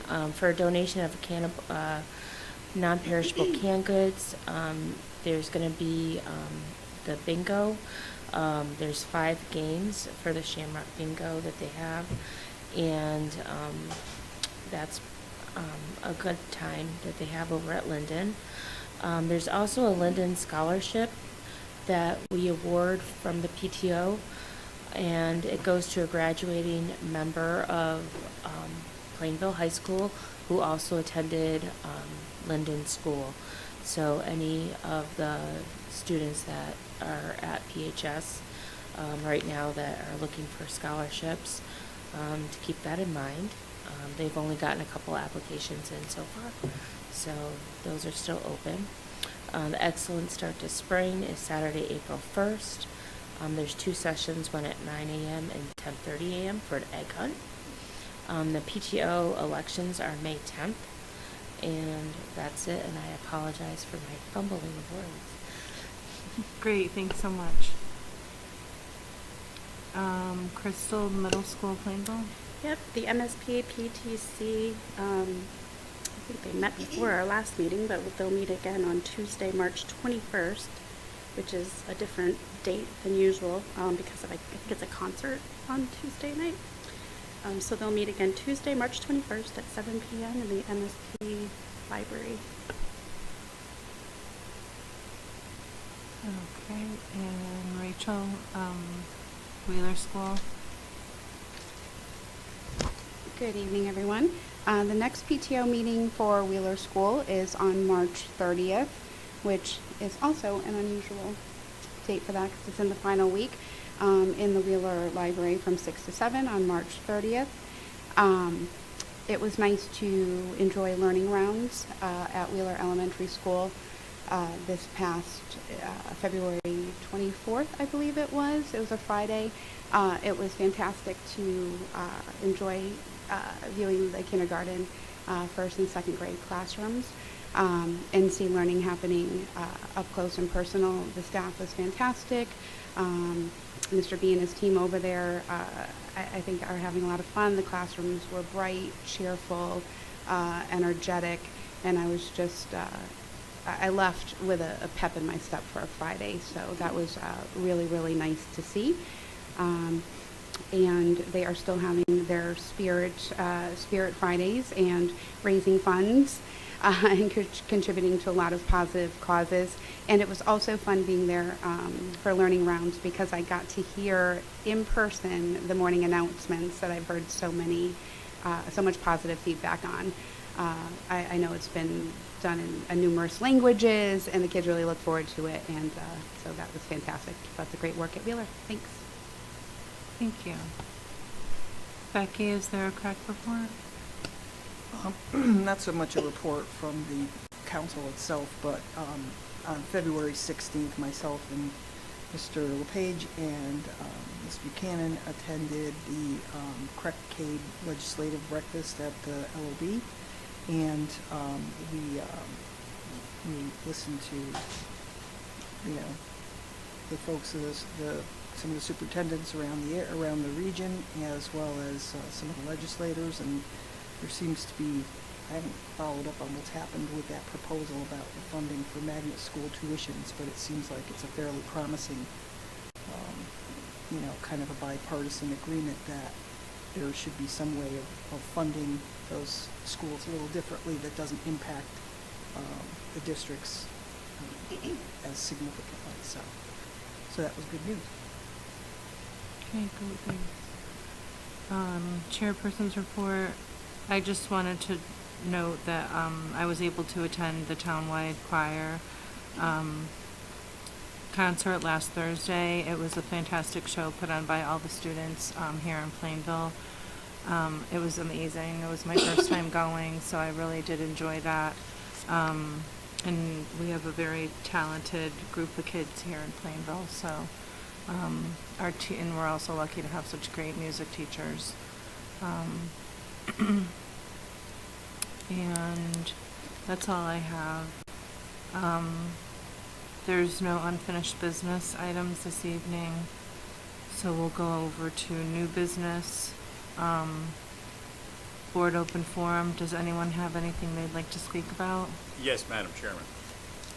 First, I'll try to be brief, but I must state I've known our superintendent for more than 12 years, so I might not be quite as brief as I have been in the past. I first met our superintendent when he was principal of Plainville High School. And I walked into his office. I was working on some problem. It was in the summertime, and had to ask him a favor. And he said, call him Steve. And I said, I've got a lot of trouble just calling the principal Steve. And he said, I got a lot of trouble calling you Mr. White. And so we've been kind of working well together since that time. But I just want to really express my personal appreciation for the comments that you made tonight. I really thank you and all the other administrators and professionals in Plainville Community Schools for allowing me to follow my passion, and that I am really appreciative, and I thank you so much for that this evening. It does touch me very deeply, and I sincerely appreciate that and the opportunity I've had. I also have just to state, I want to thank those folks from MSP for an excellent presentation tonight. Really, the work you're doing, I have often said, I may have said it to you, but in my mind, anyone who works with 6th, 7th, and 8th graders, they are, in my book, immediate candidates for sainthood. No, but the work that you do, and these students, and the work that you're doing to work that transition from 5th grade into 6th grade and from 8th grade into freshman year in PHS, this is the key to a good education system. And I thank you so much for presenting the good facts that you did tonight. And since I was often taught when you say things you have to do it in groups of 3, I also want to say that I am absolutely thrilled, I said this earlier on tonight, that we are adding Greek mythology, or there's a proposal to add Greek mythology to the curriculum. It's only a half a credit right now, but this is also an essential part of education, and we will be discussing that later on this evening. So again, my personal thanks for allowing me to follow my passion. Thanks, Foster. Anyone else that would like to speak for Board Open Forum? Yes, Chair. I just wanted to say too, I also attended the All-Town Chair Choir concert, and it was amazing, and there was a resounding support from the community that gym was filled, and I'm not really sure how the MSP choir got through their song, but it was just, it was touching. So I just wanted to say that was excellent, and it was an amazing job, and then to have, you know, everyone there, that was great. Also, on Sunday, I attended the Plainville Wind Ensemble with Miss Buchanan and my 3 children, and I have to say, I didn't realize that we had such an amazing group of artists here in the area, and I plan on attending every other concert that they have going forward. It was outstanding. So that being said, and I'm not sure when we will do our subcommittee decisions, but I am also interested in being on one of the subcommittees when that time comes. Okay. Thank you. Does anyone else have anything they'd like to speak about? I'll keep it brief. Thank you. I just have a couple quick notes, a couple things I wanted to mention that I didn't have the opportunity to say last meeting because it was an emotional meeting, and I think we were just all trying to get through it. The first thing, I just wanted to acknowledge Deb Hardy's retirement. It was unfortunate that we acknowledged her on the evening that we did. No one could have ever predicted. So I just wanted to say, though she's not here, thank you, Deb, for your 12 years of service, and formally welcome Roberta Loria to join in Deb's stead. So thank you. I didn't get to say that. The other person I'd like to thank is Superintendent LePage and his administrative team for the budget process. This was a very different, we voted on it last meeting as well, but again, just trying to get through it. We just said yes and no and didn't really share the why. This was a very different year, I think, compared to my first year. And I just want to give credit where credit is due and acknowledge the successes. As a Board of Education member, it felt different. It felt more open. The communication was excellent. Though the process was very similar, it felt different. I'm sure that was 50% me, 50%, all of us meeting halfway. The transparency, the ability to answer questions, the amount of time, the patience, and the consistency of process was much appreciated. So I wanted to acknowledge that as well. Congratulations to our PCS All-Star tonight. Sounds like a very talented person to have on our staff. Congratulations, Foster, Mr. White, for all of your years of service as well. Very well deserved, and I'm excited to celebrate you moving forward. I also wanted to, let's see, last meeting we had Superintendent Deb. That was my list. And middle school, thank you. There is never too much data that you can present to this board. We are data hungry. We are grateful for the time and energy that you put into this, and thank you so much. I would stay here all night and listen to this topic, so thank you. Anyone else? Yep. And thank you so much. I also didn't say this last week. Thank you so much for being the vice chair of the Board of Education. I'm incredibly proud and happy to be here. So thank you. Okay, are we gonna get slides? Are we gonna get slides of this, of the presentation from the middle school and all of your other ones as well from the? You will. All right. Okay, because we need those slides. Not tonight. No, tomorrow is perfectly fine.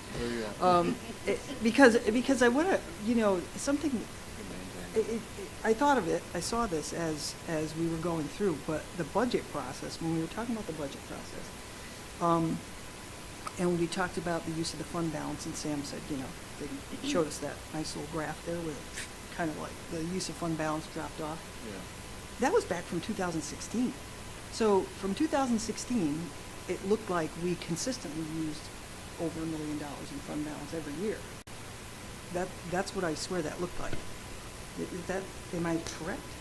No, the fund balance has grown every year until COVID. But our usage of it, the line that said what our usage of fund balance was, I think was pretty consistent up until just now when it just, kind of. 'Cause that's, Every year in the operating budget, they plan to use $300,000 of fund balance. 3 years ago, they increased that to 600. Or 2 years ago, they increased that to 600,000. And last year was $1.4 million. So they always budget to use fund balance. And then when there was another line on that graph, I apologize, it's a very busy graph, but there's another line that shows how much was actually used. So that's how much they budgeted. And then there's another line that shows how much was used, which is. Because that's what I want to look at that, because I was like, did we consistently use that much every year? And then, all of a sudden, and of course, that's what every year they probably project that that's how much we're going to use, but they end up adding it in because they don't want to make cuts and it's what works. So that could be my perception of it, and I might have just been, inaccurate with that. And the other thing that, those slides regarding the middle school and the project and the comparison of the renovate like new versus what you call the maintenance kind of plan, that has not yet been shared with the board, the council rather, but it will be, did you say potentially next Monday? Potentially the 20th is what Town Manager Paulus was trying to set up a meeting with the council. Okay. Because this time is of the essence. The other thing I didn't share is that I did speak with CSG regarding a timeline, because depending on what option, I'm not sure if there's any appetite to change their mind, or either way it has to go to referendum in order to secure a bond for either a $10 million-ish project, or if you're going to consider a whole renovation again. But you need new cost estimation. So I called back CSG today. I was supposed to have either today or tomorrow have an update on the timeline between June 30th is when the application has to be into the state. So how much time would it take to prepare a new application? Because you can't just cross out the dates and put, there's new information, new cost estimates, the new cost estimation has to be done. So, time is of the essence depending on what direction they choose to go. Again, I'm not sure what the appetite for changes. I know the public has been speaking up more about wanting a voice in it. So I just want to make sure everybody understands there is a time crunch if we're looking to get it in by this June 30th. It's going to turn into a renovate like new application.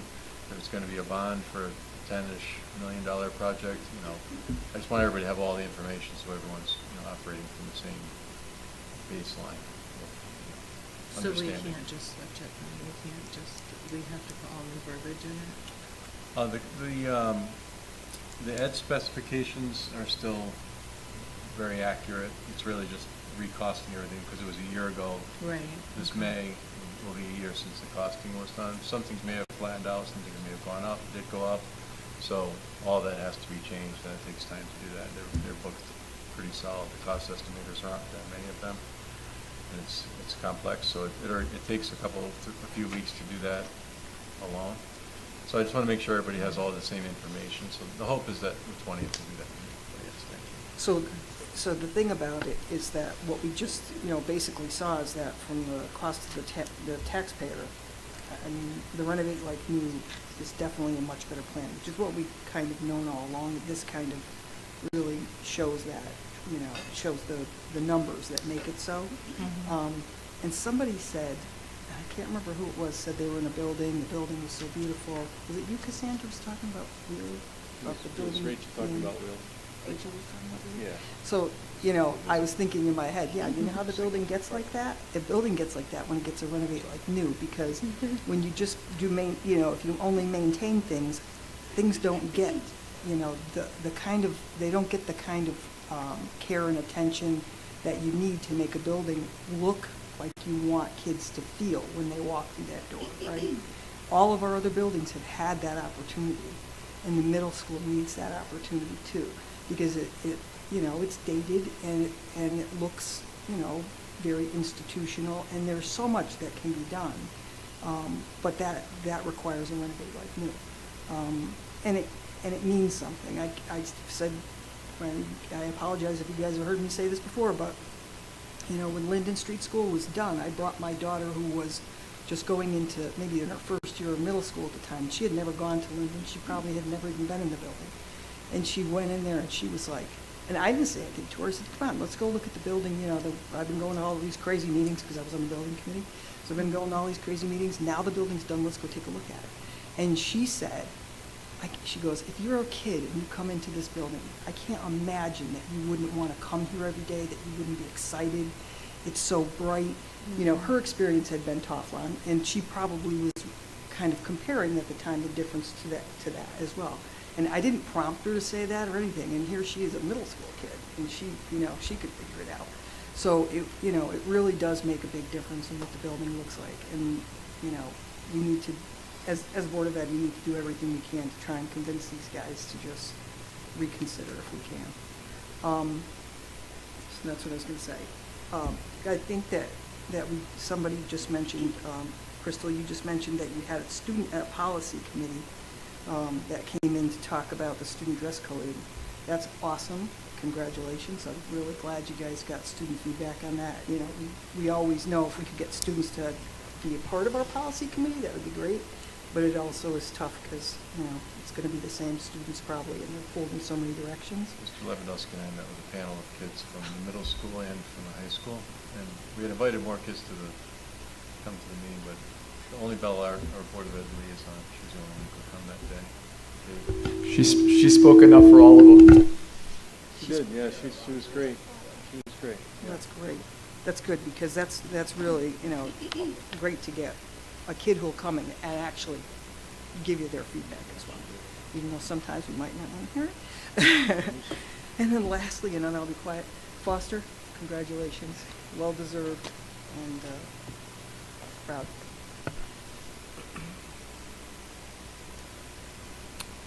Okay. I'd also like to just thank the MSP.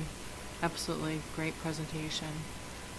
And it wasn't too much information, like Becky said. It was informative, and it was really nice to see the details. So thank you. And Foster, also congratulations. Well deserved. Let's move on to the quarterly special education cost report.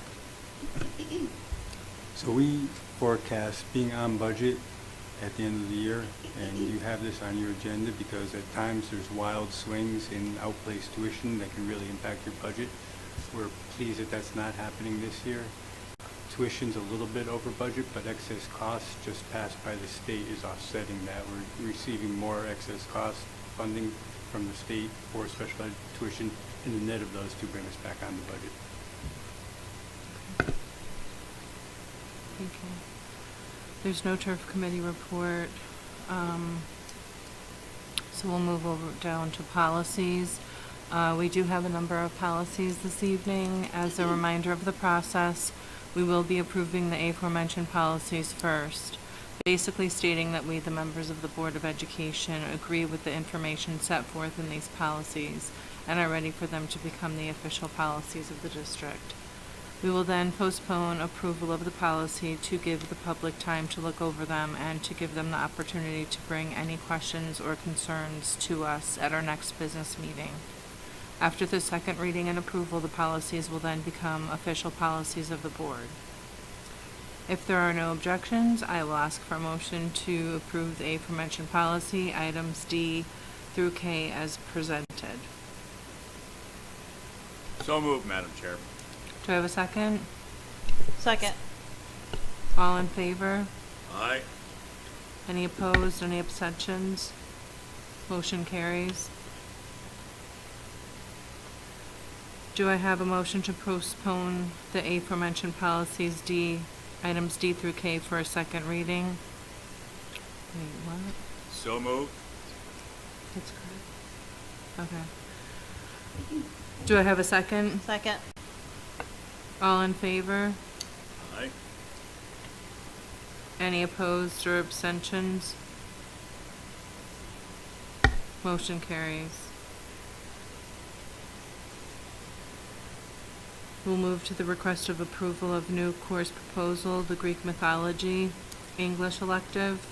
Madam Chairman, I move that we approve the request to add Greek mythology as an English elective at the Plainville High School.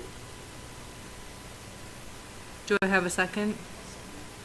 Okay. All in favor? Aye. Any opposed, any abstentions? Motion carries. Madam Chairman, I request that we approve the request to add critical reading to the curriculum and test preparation, at the curriculum at Plainville High School. Great. Do I have a second? Second. All in favor? Aye. Any opposed, any abstentions? Motion carries. Madam Chairman, I request that we approve the changes as proposed by the superintendent to the 22-23 and 23-24 school years as proposed by the superintendent. Yeah.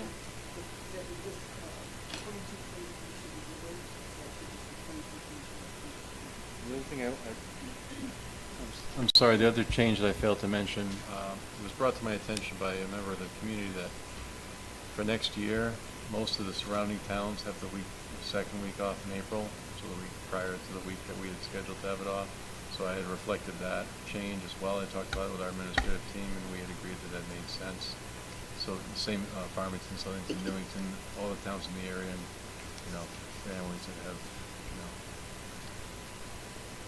that conflict with different weeks off. So I meant to mention that too. That was the other change for this next year. So approve changes to school calendars as well as vacation, or do we have to put that in the word? No, it's the same thing. Okay. It's in the calendar. Okay. Do we have a second? I second it. All in favor? Any opposed, any abstentions? Motion carries. Moving to the consent agenda, is there any need for discussion on any of the items on the consent agenda? If so, we'll need a motion to take that item off the consent agenda for discussion.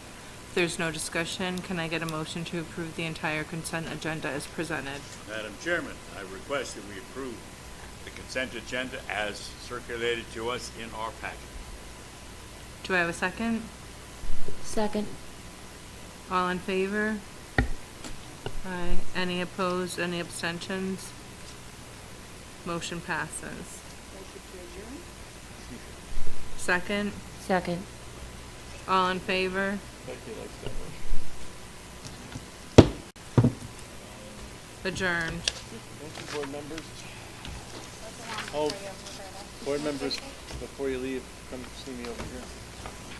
Thank you for our lovely presents as well. That's very thoughtful. Oh, yeah, thank you. Another one over here. I don't know your sizes.